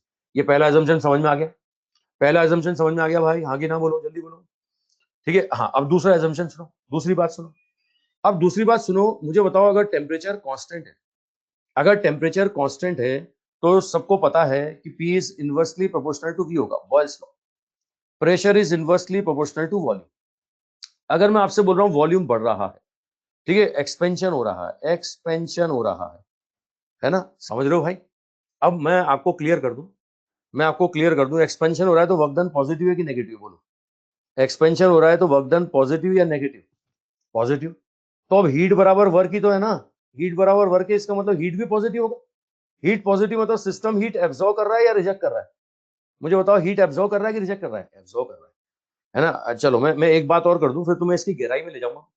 मैं बोलता हूं चलो वॉल्यूम कम हो रहा है, वॉल्यूम कम हो रहा है मतलब कंप्रेशन है, कंप्रेशन है मतलब वर्क डन नेगेटिव है, और वर्क डन नेगेटिव तो हीट भी नेगेटिव, हीट भी नेगेटिव मतलब रिजेक्शन हो रहा है साहब, यहाँ तो रिजेक्शन हो रहा है ना? अब रुक जाओ, अब मेरी पूरी बात सुनो ढंग से। हम चाहते हैं कि टेम्परेचर कांस्टेंट रहे, है ना, और हीट एब्जॉर्ब करेंगे और हीट का रिजेक्शन भी करेंगे। देखो देखो देखो, हद कर रहा है, बोल रहा है टेम्परेचर को कांस्टेंट रखना है लेकिन तुम हीट एब्जॉर्ब करोगे, हीट का रिजेक्शन करोगे। देखो साहब, अब पहला वाला केस देखो, जब एक्सपेंशन हो रहा है, एक्सपेंशन में तुमने हीट एब्जॉर्ब किया, ईमानदारी से बोलो, अगर कोई सिस्टम हीट एब्जॉर्ब करता है तो अल्टीमेटली उसका टेम्परेचर बढ़ना चाहिए ना? अगर हीट एब्जॉर्व करता है तो टेम्परेचर बढ़ना चाहिए कि नहीं बढ़ना चाहिए? हम चाहते हैं कि कांस्टेंट रहे। तो इसके लिए क्या करें? इसके लिए कुछ ऐसा काम हो जिससे कम भी हो जाए। जितना बढ़ रहा है उतना कम हो जाए। एब्जॉर्व करने से जितना बढ़ता है, एक्सपेंशन करने से उतना कम हो जाए। भाई समझते हो ना, तुम एक्सपेंड करोगे तो गैस के मॉलिक्यूल दूर दूर जाएंगे। गैस के मॉलिक्यूल दूर दूर जाएंगे तो उनकी टक्कर क्या होगी? कम होगी। टक्कर कम होगी तो टेम्परेचर कम होना चाहिए, है ना? यानी एब्जॉर्व करने से जितना बढ़ता है, एक्सपेंशन से अगर उतना घट जाएगा तो ओवरऑल टेम्परेचर कांस्टेंट हो जाएगा ना। भाई जितना बढ़ा उतना घट गया, एब्जॉर्व करने से बढ़ा, एक्सपेंशन से घटा, तो अल्टीमेटली टेम्परेचर क्या हो गया? कांस्टेंट हो गया। समझ रहे हो बात? या इसका उल्टा बोले, इसका उल्टा बोले, ये देखो दूसरा वाला केस। दूसरा वाला केस क्या है साहब? वॉल्यूम कम हो रहा है, तो ऐसे केस में हीट का रिजेक्शन हो रहा है। सबको पता है कि हीट के रिजेक्शन से टेम्परेचर कम होता है, लेकिन यहां पर कंप्रेशन भी तो कर रहे हो ना, तो कंप्रेशन से बढ़ना चाहिए, क्योंकि कंप्रेस करोगे तो मॉलिक्यूल पास पास आएंगे, पास पास आएंगे तो टक्करें बढ़ जाएंगी, और टक्करें बढ़ जाएंगी तो ऐसे केस में क्या होगा? टेम्परेचर बढ़ जाएगा। तो रिजेक्शन से जितना कम हुआ, है ना, कंप्रेशन से उतना बढ़ गया, तो ओवरऑल टेम्परेचर क्या रहा? कांस्टेंट रहा, है ना? ये मतलब सोचने में बड़ा अच्छा लगता है कि देखो टेम्परेचर कांस्टेंट रखना है तो क्या होना चाहिए? कि एक्सपेंशन से जितना कम हो रहा है, हीट एब्जॉर्ब करने से उतना बढ़ जाए, या रिजेक्शन से जितना कम हो रहा है, कंप्रेशन से उतना बढ़ जाए, तो अपने आप टेम्परेचर क्या हो जाएगा? कांस्टेंट हो जाएगा ना। तो ऐसा कब हो सकता है? ऐसा उस केस में हो सकता है कि जब इसको भरपूर मौका दो, यानी प्रोसेस को धीरे धीरे करो, है ना? स्लो प्रोसेस होना चाहिए, धीरे धीरे होना चाहिए, मतलब हीट एक्सचेंज का भरपूर मौका मिले। मालूम पड़ा तुमने जल्दी से कर दिया, है ना? अब जल्दी से कर दिया, अब जल्दी से कर दिया तो थोड़ी सी देर में एक्सपेंशन से टेम्परेचर तो बहुत सारा क्या हो गया? कम हो गया, लेकिन थोड़ी सी हीट ही एब्जॉर्व कर पाया, और थोड़ी सी हीट ही एब्जॉर्व कर पाया तो बढ़ा तो थोड़ा सा। अब बढ़ा थोड़ा सा और कम बहुत सारा हो गया, तो फिर टेम्परेचर कांस्टेंट नहीं रहेगा, है ना? तो ये अचानक नहीं करना है, ये तेजी से नहीं करना है, ये फास्ट नहीं करना है, ये क्या होना चाहिए? धीरे धीरे होना चाहिए। तो दूसरा एजम्पशन सुनो, दूसरा एजम्पशन सुनो, सेकंड एजम्पशन सुनो, है ना? आइसोथर्मल के लिए पहला एजम्पशन क्या था? कंटेनर परफेक्टली कंडक्टिंग होना चाहिए। दूसरा एजम्पशन क्या है? दूसरा एजम्पशन है कि प्रोसेस धीरे धीरे होना चाहिए, स्लो होना चाहिए। सो क्यों होना चाहिए स्लो? कारण देख रहे हो तुम, ताकि वो एब्जॉर्व करने से जितना, एक्सपेंशन से जितना कम करता है ना, एब्जॉर्व करने से उतना बढ़ा ले। कंप्रेशन से वो जितना बढ़ाता है ना, हीट रिलीज करके उतना कम कर दे, ताकि टेम्परेचर कांस्टेंट हो जाए। और ऐसा तभी हो पाएगा जब तुम उसको मौका दोगे, है ना? मौका देना पड़ता है, भरपूर मौका देना पड़ेगा। ऐसा नहीं कि थोड़ा सा मौका दिया, बोला फास्ट काम कर दिया हमने, फास्ट एक्सपेंशन, फास्ट कंप्रेशन, गलत हो जाएगा काम। अगर फास्ट काम करोगे तो भैया फास्ट प्रोसेस में वो हीट को, वो टेम्परेचर को कांस्टेंट नहीं रख पाएगा। ठीक है? तो दूसरा एजम्पशन, आइसोथर्मल प्रोसेस कैसे होंगे? स्लो होंगे कि फास्ट होंगे? आइसोथर्मल प्रोसेस फास्ट होगा कि स्लो होगा? जल्दी बोलो, स्लो होगा। अब रुको रुको, यहीं पे मैं एडियाबेटिक के बारे में बात करूं, यहीं थोड़ा सा मैं एडियाबेटिक के बारे में बात करूं। ठीक है? एडियाबेटिक के बारे में अगर मैं तुम्हें बताऊं ना, तो एडियाबेटिक ऐसा जिसमें कोई हीट एक्सचेंज ना हो, कोई हीट एक्सचेंज ना हो। अगर हीट एक्सचेंज ना होना, तो ऐसे केस में जो बर्तन है ना, वो बर्तन क्या होना चाहिए? परफेक्टली इंसुलेटर होना चाहिए। वो बर्तन परफेक्टली इंसुलेटर होना चाहिए, पहला एजम्पशन। एडियाबेटिक के लिए पहला एजम्पशन, कंटेनर परफेक्टली इंसुलेटिंग होना चाहिए। क्यों? क्योंकि मालूम पड़ा यार कि तुम तो हीट एक्सचेंज का मौका नहीं दे रहे, तुम तो प्रोसेस बहुत फास्ट कर रहे हो, इतना फास्ट कर रहे हो कि साहब कोई हीट एक्सचेंज का मौका ना दे। लेकिन मालूम पड़ा बर्तन कंडक्टिंग निकला, तो वो तो हीट एक्सचेंज कर देगा ना, और बर्तन ने अगर हीट एक्सचेंज कर दी तो एडियाबेटिक नहीं रहेगा ना, है ना? देखो एडियाबेटिक में बता दूं, आइसोथर्मल स्लो स्लो प्रोसेस होता है ना, तो एडियाबेटिक होता है बहुत fast, very fast, sudden expansion, sudden compression, very fast expansion of gas, very fast compression of gas. ठीक है? मैं आपको एग्जांपल दूं, मैं एडियाबेटिक के एग्जांपल दूं, मतलब इतना फास्ट प्रोसेस है कि जिसके साथ हो रहा है ना, उस तक को नहीं पता चले कि क्या हो गया, है ना? भाई जिसके साथ हो रहा है ना, तुम उससे पूछोगे ना कि क्या होने वाला है, वो बोलेगा कुछ होने वाला है, और होने के बाद उससे पूछोगे ना कि क्या हुआ, बोले हो गया जो होना था। मतलब जिसके साथ प्रोसेस हुआ उस तक को नहीं पता कि क्या होने वाला है। मैं एग्जांपल दूं, सडनली ब्लास्टिंग ए ट्यूब, सडनली ब्लास्टिंग ए ट्यूब, टायर की ट्यूब के अंदर जो हवा है ना, वो ट्यूब के फटने से उसका अचानक से एक्सपेंशन हो गया। टायर की ट्यूब फटने से ट्यूब के अंदर की हवा का एकदम से एक्सपेंशन हो गया। अब ट्यूब के अंदर की हवा का एक्सपेंशन हो गया, इसका मतलब क्या है? ये अचानक एक्सपेंशन, इसको बोलते हैं एडियाबेटिक एक्सपेंशन। ये कहलाएगा एडियाबेटिक एक्सपेंशन। मतलब वो ट्यूब के अंदर की हवा से, ट्यूब फटने के पहले पूछोगे ना, बता क्या होने वाला है, बोले कुछ होने वाला है, और फटने के बाद उस हवा से पूछोगे ना कि बोले क्या हुआ, बोले बोले हो गया जो होना था। मतलब इतना फास्ट प्रोसेस कि जिसके साथ हो रहा है उस तक को नहीं पता कि क्या होने वाला है, ऐसे प्रोसेस को बोलते हैं एडियाबेटिक। और फास्ट प्रोसेस में कोई हीट एक्सचेंज नहीं होता, है ना? तो इसके लिए बर्तन कैसा होना चाहिए? इसके लिए बर्तन इंसुलेटिंग होना चाहिए, बर्तन इंसुलेटिंग होना चाहिए। समझ रहे हो ना कि तुमने, गैस ने तो कोई मौका नहीं दिया, तुमने तो सडन एक्सपेंशन कर दिया, पिस्टन को सडन कंप्रेशन कर दिया, तुमने तो कोई मौका नहीं दिया, मालूम पड़ा बर्तन कंडक्टिंग निकला और बर्तन ने हीट एक्सचेंज कर ली, तो है ना, उस नेग्लिजिबल टाइम में बर्तन ने हीट एक्सचेंज कर दिया तो फिर वो एडियाबेटिक नहीं रहेगा। तो एडियाबेटिक के लिए एजम्पशन सुनो। पहला एजम्पशन, बर्तन परफेक्टली इंसुलेटिंग होना चाहिए। दूसरा एजम्पशन कि भैया यहाँ पर जो प्रोसेस है वो फास्ट होना चाहिए। ठीक है, तो वापस से डिफरेंशिएट कर रहा हूं मैं। आइसोथर्मल के लिए बोलो फास्ट की स्लो, आइसोथर्मल के लिए बोलो फास्ट की स्लो, आइसोथर्मल स्लो होना चाहिए। एडियाबेटिक बोलो एडियाबेटिक फास्ट की स्लो, एडियाबेटिक बोलो फास्ट की slow, adiabatic very fast suddenly, है ना, एडियाबेटिक फास्ट होना चाहिए। अच्छा, आइसोथर्मल के लिए बर्तन की प्रॉपर्टी बोलो। आइसोथर्मल के लिए बर्तन की property perfectly conducting, perfectly conducting होना चाहिए।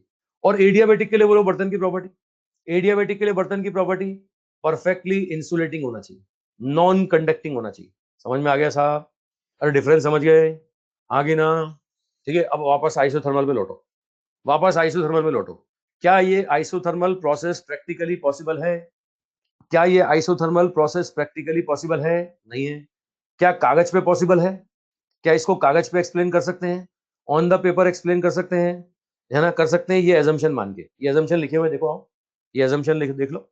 ये क्या है साहब? इसके लिए मान के चलेंगे कि बर्तन कैसा होना चाहिए? परफेक्टली कंडक्टिंग होना चाहिए, बर्तन परफेक्टली कंडक्टिंग होना चाहिए। और दूसरा, ये जो एक्सचेंज है वो कैसा होना चाहिए? फास्ट होना चाहिए कि स्लो होना चाहिए? फास्ट या स्लो? ये स्लो। ये दो एजम्पशन मानोगे ना, तब तो ये आइसोथर्मल होगा, वरना आइसोथर्मल नहीं होगा। एडियाबेटिक तो पॉसिबल है, इंसुलेटिंग कंटेनर अपन ला सकते हैं, फास्ट एक्सपेंशन कर सकते हैं, है ना। आ जाओ साहब, अब आ जाओ। यहाँ पर बॉयल्स लॉ लगेगा, सबको पता है बॉयल्स लॉ, है ना, ये अप्लाई करोगे बॉयल्स लॉ।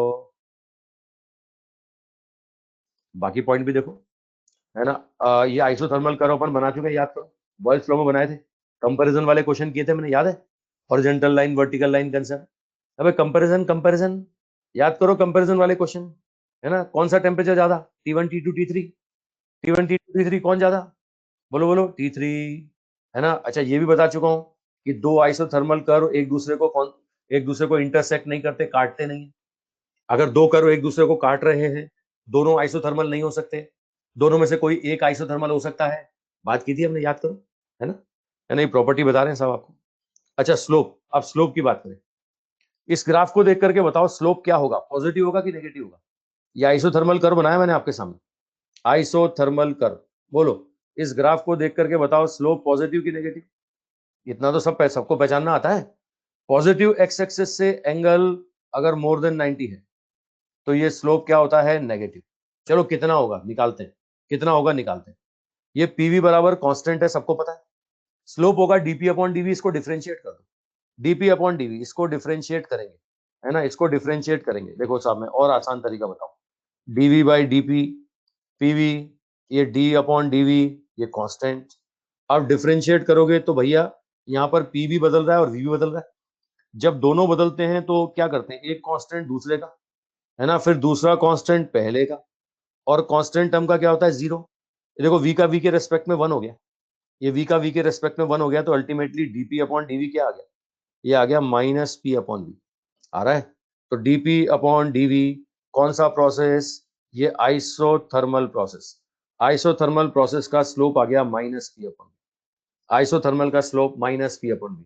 माइनस समझ ही रहो सर, माइनस का मतलब पॉजिटिव एक्स एक्सिस से एंगल मोर देन 90, है ना। स्लोप का value minus P upon V, negative sign का मतलब पॉजिटिव एक्स एक्सिस से एंगल मोर देन 90। ठीक है, आओ साहब आओ, अगला देखो, वर्क डन निकाले, है ना। ये मतलब जितने पॉइंट्स आइसोबैरिक आइसोमेट्रिक में बताए ना, वही पॉइंट बता रहा हूँ मैं। ठीक है, चलो चलो, मुझे फटाफट एक बात बताओ, आइसोमेट्रिक कर्व का स्लोप बोलो, जल्दी बोलो, यहीं लगे हाथ, बताओ। आइसोमेट्रिक का स्लोप बोलो क्या था? आइसोमेट्रिक का स्लोप बोलो क्या था? आइसोमेट्रिक इनफाइनाइट था।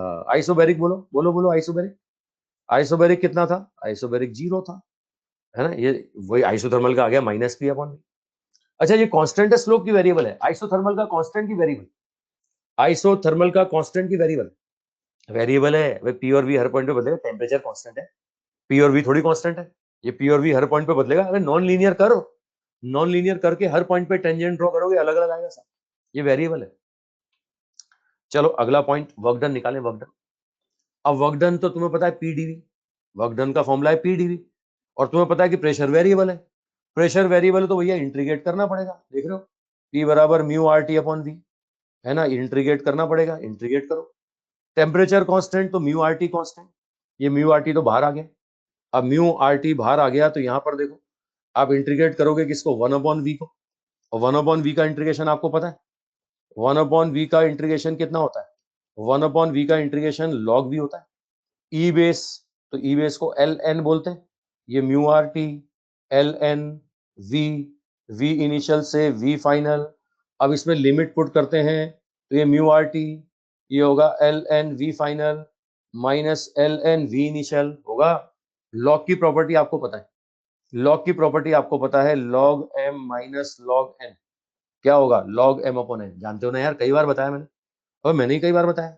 ये देखो ये आ गया पहला, ये स्टेप देखो पहला, ये आ गया mu R T log e base V final upon V initial. और ई बेस को 10 बेस में बदलना भी जानते हो, 2.303, ये 10 बेस बदल गया, ठीक है, ये 10 बेस में बदल गया, ठीक है। अच्छा, और मैं बताऊं, तुम्हें पता है यहाँ पर पीवी का प्रोडक्ट कांस्टेंट होगा, P initial in V initial बराबर पी फाइनल वी फाइनल, और ये किसके बराबर होगा, ये म्यू आर टी के बराबर होगा, ये होगा equal to mu R T. ये जो म्यू आर टी है ना, इसकी जगह मैं क्या लिख सकता हूँ, प्रेशर वॉल्यूम भी लिख सकता हूँ, ये म्यू आर टी की जगह प्रेशर वॉल्यूम भी लिख सकता हूँ। अच्छा इतना ही नहीं, ये देखो V final upon V initial की जगह मैं ऐसा भी लिख सकता हूँ P initial upon P final, मैं ऐसा भी लिख सकता हूँ P initial upon P final, लिख सकता हूँ ना सर, ठीक है। तो एक फॉर्मूला और बनेगा, देखो देखो देखो, ये बन गया mu R T log e base P initial upon P final, या 10 बेस में बदलेंगे तो 2.303, ये P initial upon P final, ठीक है। अच्छा ये म्यू आर टी को मैं ऐसा भी लिख सकता हूँ P initial V initial, P initial V initial L N P I upon F I, ऐसा लिख सकते हो ना सर।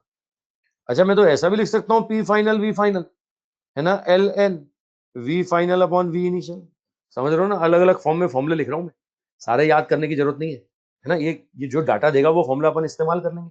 अब एक फॉर्मूला याद कर लो इसमें, कोई सा भी, कोई भी एक फॉर्मूला याद कर लो, बाकी तुम्हें बनाना मैंने बता दिया, कोई भी एक फॉर्मूला याद कर लो आइसोथर्मल के लिए, ठीक है। तो ये क्वेश्चन यही बनते हैं, क्वेश्चन यही बनते हैं, वर्क डन के बारे में बात करता है साहब, ठीक है। चलो मुझे बताओ आइसोमेट्रिक में वर्क डन कितना, आइसोमेट्रिक का वर्क डन बोलो जल्दी से, आइसोमेट्रिक का वर्क डन 0, आइसोबैरिक का भी तुमने निकाला, आइसोबैरिक या तो पीडीवी या म्यू आर डेल टी बनाया तुमने, ये देखो आइसोथर्मल का भी आ गया, ये आइसोथर्मल का भी आ गया, क्या बोलेंगे, mu R T L N V final upon V initial, ये अलग अलग प्रोसेस के वर्क डन निकाल रहा हूं मैं तुम्हारे सामने, है ना, ये फॉर्मूले याद होने चाहिए अपने को, आइसोथर्मल का, आइसोबैरिक का, एडियाबैटिक का, कंसेप्ट पकड़ में आ गया ना साहब, ठीक है। कॉमन क्वेश्चन क्वेश्चन यही बनेंगे इन पर, जितने पॉइंट वाइज रिजल्ट बता रहा हूं ना मैं, यही क्वेश्चन बनते हैं इन थर्मोडायनामिक प्रोसेस में, ठीक है। अच्छा फ्लोट लगाओ, फ्लोट, अगर फ्लोट लगाएंगे तो तुम्हें पता है डेल यू जीरो है, डेल यू जीरो है, तो अल्टीमेटली क्या होगा, हीट बराबर वर्क होगा, तो जो वर्क का फॉर्मूला वही हीट का फॉर्मूला, जो आइसोथर्मल में वर्क का फॉर्मूला वही आइसोथर्मल में हीट का फॉर्मूला, क्या बोलेंगे, 2.303 mu R T log 10 base V final upon V initial. मतलब अगर मैं आइसोबैरिक में हीट पूछता हूं, मैं बोलता हूं म्यू सीपीडीटी, म्यू सीपीडीटी, मैं आइसोमेट्रिक में हीट बोलता हूं तो आंसर क्या बोलता हूं, म्यू सीवी डेल्टी। ये देखो आइसोथर्मल में हीट बोल रहा हूं तो ये बोलेंगे वर्क डन के बराबर, आइसोथर्मल में हीट वर्क डन के बराबर, कंसेप्ट पकड़ में आ रहा है ना। हर प्रोसेस में मैं सारी बातें निकालना सिखा रहा हूं आपको कि भैया हीट कितना, वर्क कितना, चेंज इन एनर्जी कितना, ठीक है। अच्छा अब ये heat supplied in isothermal change is used to work done, है ना, ये प्रैक्टिकली पॉसिबल नहीं है, हीट का 100% पार्ट वर्क में जा सकता है क्या, ये तो अपन कागज पे एक्सप्लेन कर रहे हैं, है ना, घर बैठ करके कि भाई हमने आइसोबैरिक को बताया, हमने आइसोथर्मल को आइसोमेट्रिक बताया, तो आइसोथर्मल के लिए भी ये सारे पॉइंट हमने बताए, ठीक है। चलो अब यहाँ पर देख लो, container should be heat conducting, मैंने बताया ना परफेक्टली कंडक्टिंग होना चाहिए, और प्रोसेस कैसा होना चाहिए, स्लो होना चाहिए, ये कागज के लिए एजम्पशन हो गए, है ना, प्रैक्टिकली पॉसिबल नहीं है। अच्छा और इसका एग्जाम्पल बोले, एग्जाम्पल याद करो, मैंने फेस कन्वर्जन प्रोसेस बताया था आपको, आपको बताया था मेल्टिंग होगी मेल्टिंग पॉइंट पर, बॉइलिंग होगी बॉइलिंग पॉइंट पर, है ना, वहां पर अपने आप ऑटोमेटिक टेम्परेचर कांस्टेंट हो जाता है, जब जब मेल्टिंग प्रोसेस होगा ना तो टेम्परेचर अपने आप कांस्टेंट रहेगा, मतलब भगवान ने ऐसा बनाया, नेचर ने उसको ऐसा बनाया कि टेम्परेचर अपने आप कांस्टेंट हो जाएगा, है ना, ये बात कर चुके हैं अपन, है ना। अच्छा एक और चीज बताने जा रहा हूँ, वॉल्यूम इलास्टिसिटी कोएफिशिएंट, ये बल्क मॉडुलस याद है आपको, याद है, मैं पुरानी बातें याद दिलाऊं, रुको रुको रुको, इसको देखना बंद करो, पुरानी बातें मैं याद दिलाऊं, मैंने आपको बताया था 3 तरह के इलास्टिसिटी कोफिशिएंट थे, y, ईटा और साथ में k। याद आ रहा है आपको? अरे याद आ रहा है? मैंने कहा था कि साहब लिक्विड और गैस है, इस पर एक उंगली भी टच करोगे तो डिफॉर्मेशन वॉल्यूम में होगा। लिक्विड और गैस, इस पर एक उंगली भी टच करोगे तो डिफॉर्मेशन वॉल्यूम में होगा। यानी इनके लिए जो इलास्टिसिटी कोफिशिएंट आता है वो सिर्फ और सिर्फ कौन सा आता है? वॉल्यूम आता है ना। सॉलिड में किसी भी तरह का डिफॉर्मेशन कर सकते हो, सॉलिड में अलोंग द लेंथ भी कर सकते हो, सॉलिड में तुम वॉल्यूम में भी कर सकते हो, सॉलिड में तुम शेयर भी कर सकते हो, टेंजेंशियल भी कर सकते हो। लेकिन लिक्विड और गैसेस में डिफॉर्मेशन सिर्फ और सिर्फ कौन सा होगा? वॉल्यूम। अब मैंने तुम्हें बताया था सॉलिड सॉलिड के लिए अगर इलास्टिसिटी कोफिशिएंट बोले तो y भी होता है, k भी होता है और ईटा भी होता है। याद है? मैंने बताया था सॉलिड में y, ईटा, k तीनों होता है, लेकिन लिक्विड और गैस में सिर्फ k होता है। k का मतलब वॉल्यूम इलास्टिसिटी कोफिशिएंट है ना। अब मैं k की वैल्यू याद दिलाऊं तुम्हें, ये b बल्क मॉडुलस या इसको बोलते हैं k volume elasticity coefficient. Volume elasticity coefficient होता है ना भाई। अब याद करो k का वैल्यू क्या होता था? ये होता था वॉल्यूमेट्रिक स्ट्रेस, ये होता था volumetric stress divide by volumetric strain. ठीक है, वॉल्यूमेट्रिक स्ट्रेन। ठीक है, अब वॉल्यूमेट्रिक स्ट्रेस क्या है साहब? Normal force per unit area. और वॉल्यूमेट्रिक स्ट्रेन क्या है? Change in volume upon original volume. याद आ रहा है आपको? ठीक है, अच्छा ये normal force per unit area को चेंज इन प्रेशर भी बोलते थे, चेंज इन प्रेशर। और आपको याद होगा मैं माइनस साइन लगाता था, माइनस साइन। ये माइनस क्यों लगाता था मैंने आपको बताया था। मैंने माइनस लगाने का रीजन आपको बताया था, के नेगेटिव ना आ जाए, इसलिए हम माइनस लगाते थे। याद आ रहा है आपको? अरे के का फॉर्मूला याद आ रहा है आपको? इसी को बल्क मॉडुलस या वॉल्यूम इलास्टिसिटी कोफिशिएंट, अरे मैंने बताया था यार आपको।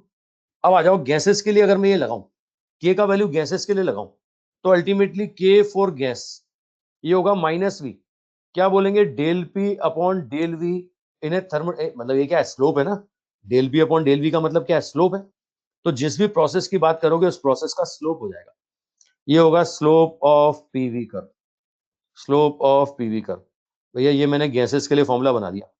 अब रुक जाओ, मुझे एक बात बताओ, क्या सभी थर्मोडायनेमिक प्रोसेस में पीवी कर्व का स्लोप सेम आएगा क्या? क्या सभी थर्मोडायनेमिक प्रोसेस में पीवी कर्व का स्लोप सेम आएगा क्या? नहीं आएगा। और अगर स्लोप सेम नहीं आएगा तो के का वैल्यू कैसे सेम आएगा? तो के हर प्रोसेस में अलग अलग होगा कि नहीं होगा? गैस की इलास्टिसिटी हर प्रोसेस में सेम की डिफरेंट, गैस की इलास्टिसिटी हर प्रोसेस में सेम की डिफरेंट, डिफरेंट होगी। पहले इसी का निकाल लें, आइसोथर्मल में निकालने आओ, है ना। अब आइसोथर्मल में निकालें तो आइसोथर्मल में बोलेंगे v into slope of isothermal process. और अभी भी निकाला तुमने आइसोथर्मल का slope minus P upon V. देखो इक्वल टू प्रेशर आ गया। ये आइसोथर्मल के लिए के का वैल्यू क्या आ गया? आइसोथर्मल के लिए के का वैल्यू आ गया equal to pressure of gas. आ रहा है कि नहीं आ रहा? ठीक है, चलो बाकी प्रोसेस के लिए भी निकाल ही दो, बाकी थर्मोडायनेमिक प्रोसेस के लिए भी निकाल ही दो। Volume elasticity coefficient, volume elasticity coefficient के। सबसे पहले बोलो आइसोबैरिक प्रोसेस, के आइसोबैरिक में बोलूंगा minus V DP upon DV isobaric. बोलो आइसोबैरिक का स्लोप कितना है? आइसोबैरिक का स्लोप बोलो कितना?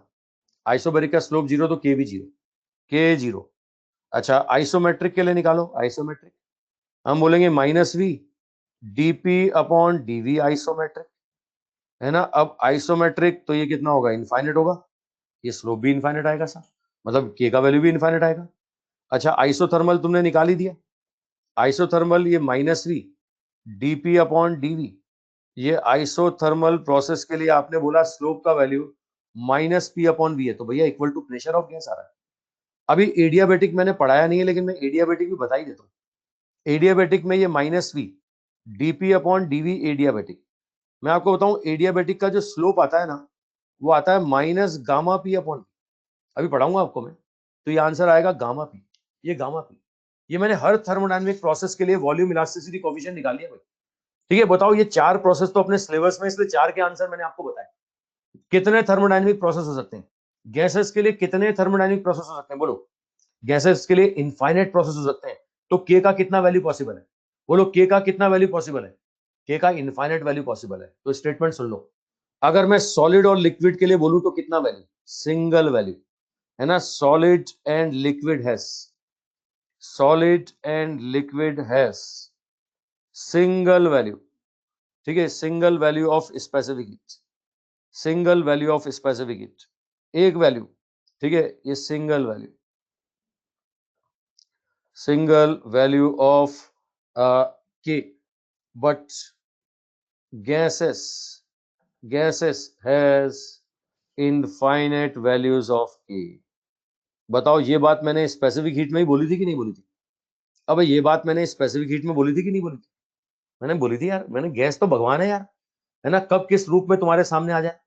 तुम छोड़ के गए थे कांस्टेंट वॉल्यूम पर, लौट के आए तो मालूम पड़ा कांस्टेंट प्रेशर मिला, है ना। पहले छोड़ के गए थे तुम सीवी, लौट के आए तो मिला सीपी, और बीच में उसने न जाने क्या क्या कर लिया। समझ रहे हो, प्रोसेस बदलते ही आंसर बदलता है। तो गैसेस के लिए बहुत सारे आंसर पॉसिबल है।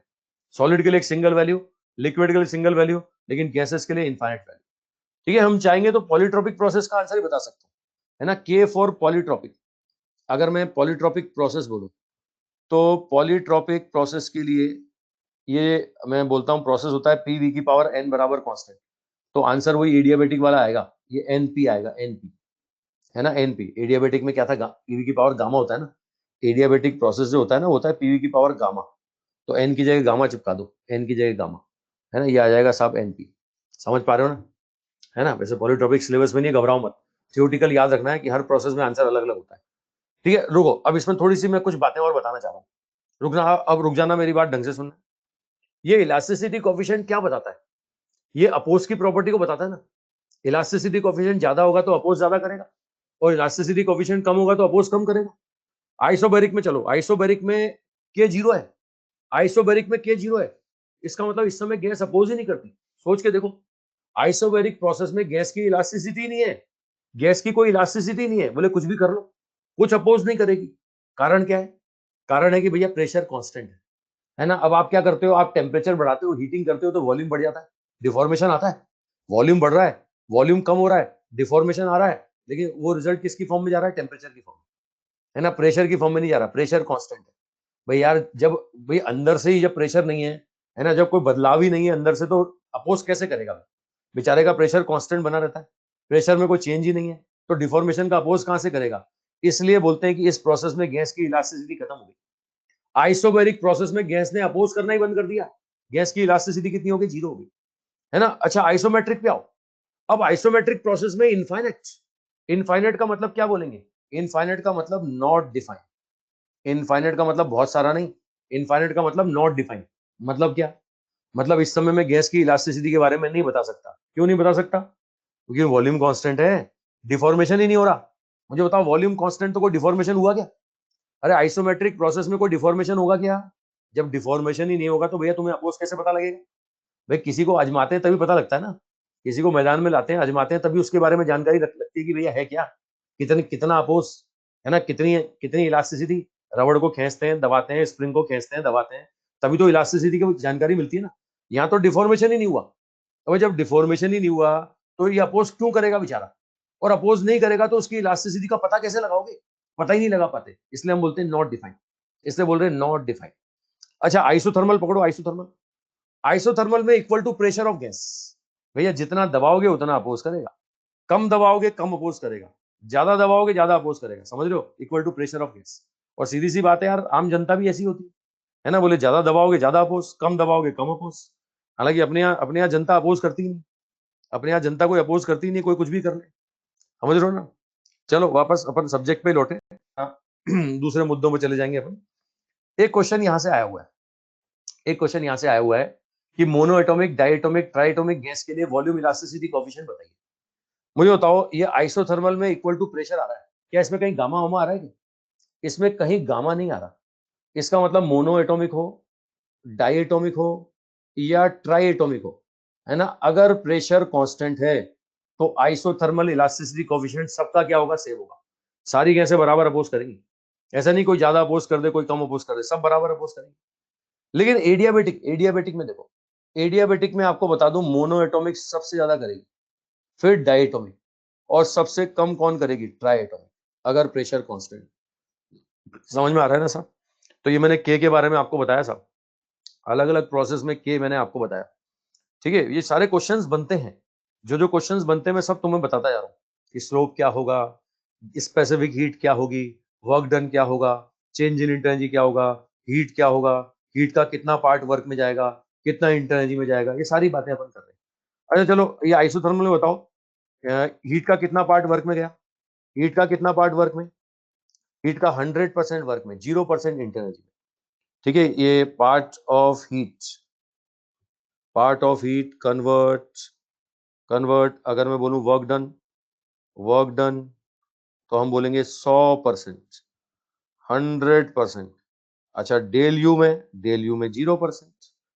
क्या आइसोबैरिक में भी यही था क्या, क्या आइसोबैरिक में ऐसा था क्या, क्या आइसोबैरिक में ऐसा था क्या, नहीं था। कितना था, आइसोबैरिक में हीट का कितना पार्ट वर्क में, आइसोबैरिक में हीट का कितना पार्ट वर्क में, 1 - 1/गामा।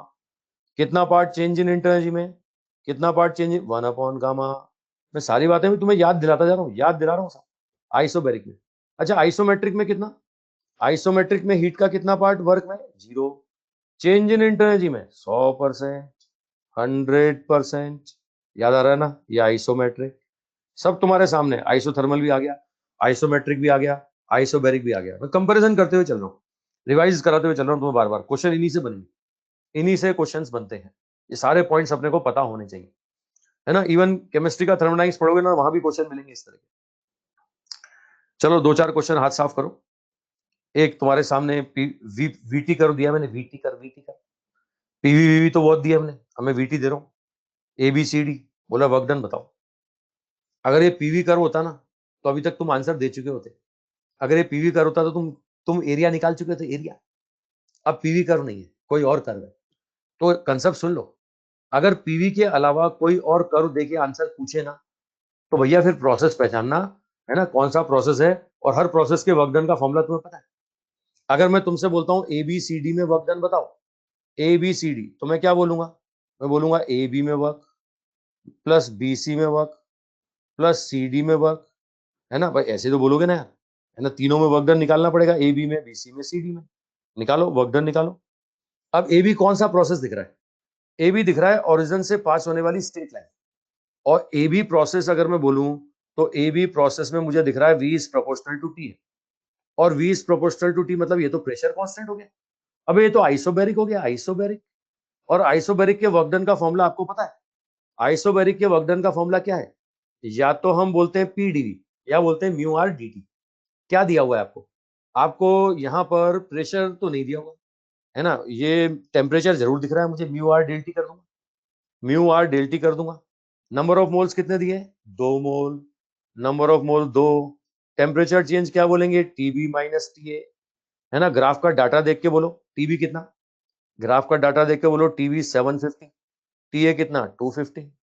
ये 750 माइनस 250 कितना होगा, 2R इंटू 500, 1000 R होगा, 1000 R होगा भाई। ए से बी में वर्क डन आ गया, ये 1000 R। अच्छा बीसी प्रोसेस बोलो, अब बीसी प्रोसेस बोलो, बोलो BC, BC process volume constant, भैया वर्क डन 0 आ गया, बीसी में तो वर्क डन 0 आ गया। अच्छा सीडी प्रोसेस पकड़ो, सीडी प्रोसेस, सीडी प्रोसेस क्या कांस्टेंट दिख रहा है, सीडी में तो टेम्परेचर कांस्टेंट दिख रहा है। अबे आइसोथर्मल हो गया, तो आइसोथर्मल का वर्क डन कितना, आइसोथर्मल का वर्क डन बोलेंगे mu R T L N V final upon V initial, ऐसा बोलोगे ना। तो इसमें फाइनल वॉल्यूम दिख रहा है तुम्हें, इनिशियल वॉल्यूम भी दिख रहा है ना। ये हो जाएगा वी फाइनल और ये हो जाएगा वी इनिशियल सीडी प्रोसेस में, है ना। अब क्या बचा, फॉर्मूला बेस्ड कंसेप्ट बचा। ये लो, नंबर ऑफ मोल 2, टेम्परेचर कितना है 1000, एल एन 20/15, होगा कि नहीं, है ना। ये लो, अब ए बी का वर्क डन आ गया, बीसी का वर्क डन आ गया, सी डी का वर्क डन आ गया। अब सबका वर्क डन आ गया तो ऐड करने का काम बचा फिर तो वर्क तो स्केलर क्वांटिटी। ठीक है, ये वर्क डन पे जो डाटा देगा उसके अकॉर्डिंग मैं आइसोथर्मल का फॉर्मूला दूंगा। मुझे साफ साफ सीडी में टेम्परेचर दे रखा है और इनिशियल और फाइनल वॉल्यूम दे रखा है, इसलिए मैंने ये फॉर्मूला लगाया साहब। ये कुछ और देता तो मैं कुछ और फॉर्मूला लगाता। ठीक है, कंसेप्ट पकड़ में आ रहा है ना साहब, बहुत सिंपल सिंपल कंसेप्ट बता रहा हूँ। फॉर्मूले मैंने तुम्हें सबको बताया, सबके वर्क डन के फॉर्मूले पता होने चाहिए भाई। अगर पीवी कर्व होता ना तो तुम सीधे सीधे एरिया निकाल देते। अगर पीवी कर्व के अलावा कोई और कर्व है, पीटी कर्व है, वीटी कर्व है, तो भैया फिर प्रोसेस पहचानना पड़ेगा, प्रोसेस पहचान करके आंसर देना पड़ेगा। ठीक है, तो मैंने प्रोसेस पहचान लिया, ए बी में वर्क डन, है ना, बीसी में वर्क डन और ये सी डी में वर्क डन, है ना, ए बी में, बीसी में और ये सी डी में। अब इन सबका सम कर दो, ए बी का, बीसी का, सी डी का आंसर आ जाएगा। आंसर पकड़ में आ गया ना भाई, कर लोगे, अब हो जाएगा, अब हाँ की ना बोलो। हाँ, एक फटाफट करके बताओ। ये अब मैं वीटी कर दे रहा हूँ, वीटी, पीवी बहुत दे दिया मैंने, पीवी मैंने बहुत दे दिया, मैं वीटी दे रहा हूँ, है ना, ये वीटी दिया, वीटी है ना, वीटी दिया मैंने। अब बोल रहा है कि वर्क डन बताओ साइक्लिक प्रोसेस में, साइक्लिक प्रोसेस का वर्क डन, ये वर्क डन पूछ रहा है साइक्लिक प्रोसेस का, है ना। अभी अगर ये पीवी पीवी कर होता ना तो एरिया ऑफ साइकिल निकाल देते तुम, पीवी कर होता तो तुम एरिया ऑफ साइकिल निकाल देते, लेकिन ये पीवी नहीं है, ये वीटी है, तो भैया प्रोसेस पहचानना पड़ेगा, प्रोसेस पहचानो। चलो मैं नंबरिंग कर देता हूँ, ये ए बी सी और डी, सबको दिख रहा है कि साहब ये जो ए बी है ना, ये ए बी कौन सा है ना, एक minute, A B C D, अच्छा ये इसको इसको माना इन्होंने, जो इन्होंने माना वही अपन मान लेते हैं, चलो, वरना फिर जबरदस्ती कंफ्यूजन होगा, है ना। ये लो, ये ए मैं इसको मान लेता हूँ, ये ए, ये बी, ये सी और ये डी। अब सबको दिख रहा है ए बी में वॉल्यूम कांस्टेंट है, सी डी में वॉल्यूम कांस्टेंट है, तो ए बी और सी डी का वर्कडन तो जीरो हो गया, ए बी का जीरो हो गया, सी डी का जीरो हो गया। अब बचा B C, B C isothermal है, आइसोथर्मल का, और ये सी डी भी, डी ए भी आइसोथर्मल है, तो इनका वर्कडन निकाल लो। तो वर्क पता है, वर्क स्केलर क्वांटिटी है। अब साइक्लिक प्रोसेस का वर्कडन बोलेगा ना तो हम क्या बोलेंगे, इंडिविजुअल प्रोसेस का वर्क निकाल के स्केलर एडिशन कर दो, A B plus B C plus C D plus D, क्या करना है, सबका ऐड करना है, ए बी का वर्क प्लस बी सी का वर्क प्लस सी डी का वर्क प्लस डी ए का वर्क, ये निकाल के ऐड करना है। ये देखो ऐड कर दिया, ए बी का जीरो, बी सी का कितना, आइसोथर्मल 2.303 म्यू आर, है ना, बी सी क्या है, यहाँ टेम्परेचर है 400, है ना, ये टीवी बोल दो, टीवी, ये 400 log 10 वीसी अपॉन वीबी, सी डी का वर्कडन भी जीरो, और यहाँ डीए का वर्कडन क्या होगा, डीए में टेम्परेचर है 200, यहाँ 200 लेंगे साहब, 200, ठीक है। अभी ऐड कर दो, आंसर आ जाएगा, बहुत सिंपल, ये ऐड कर दो, ऐड कर दो, ऐड करके सॉल्व कर लो, है ना। लॉग की प्रॉपर्टी उम्मीद करता हूँ सब जानते हो, है ना। एक बच्चा मेरे से बार बार कॉन्टेक्ट नंबर मांग रहा है, मेरा कॉन्टेक्ट नंबर बहुत दिनों से नहीं दिया मैंने, लो दे देता हूँ, मैं दे देता हूँ।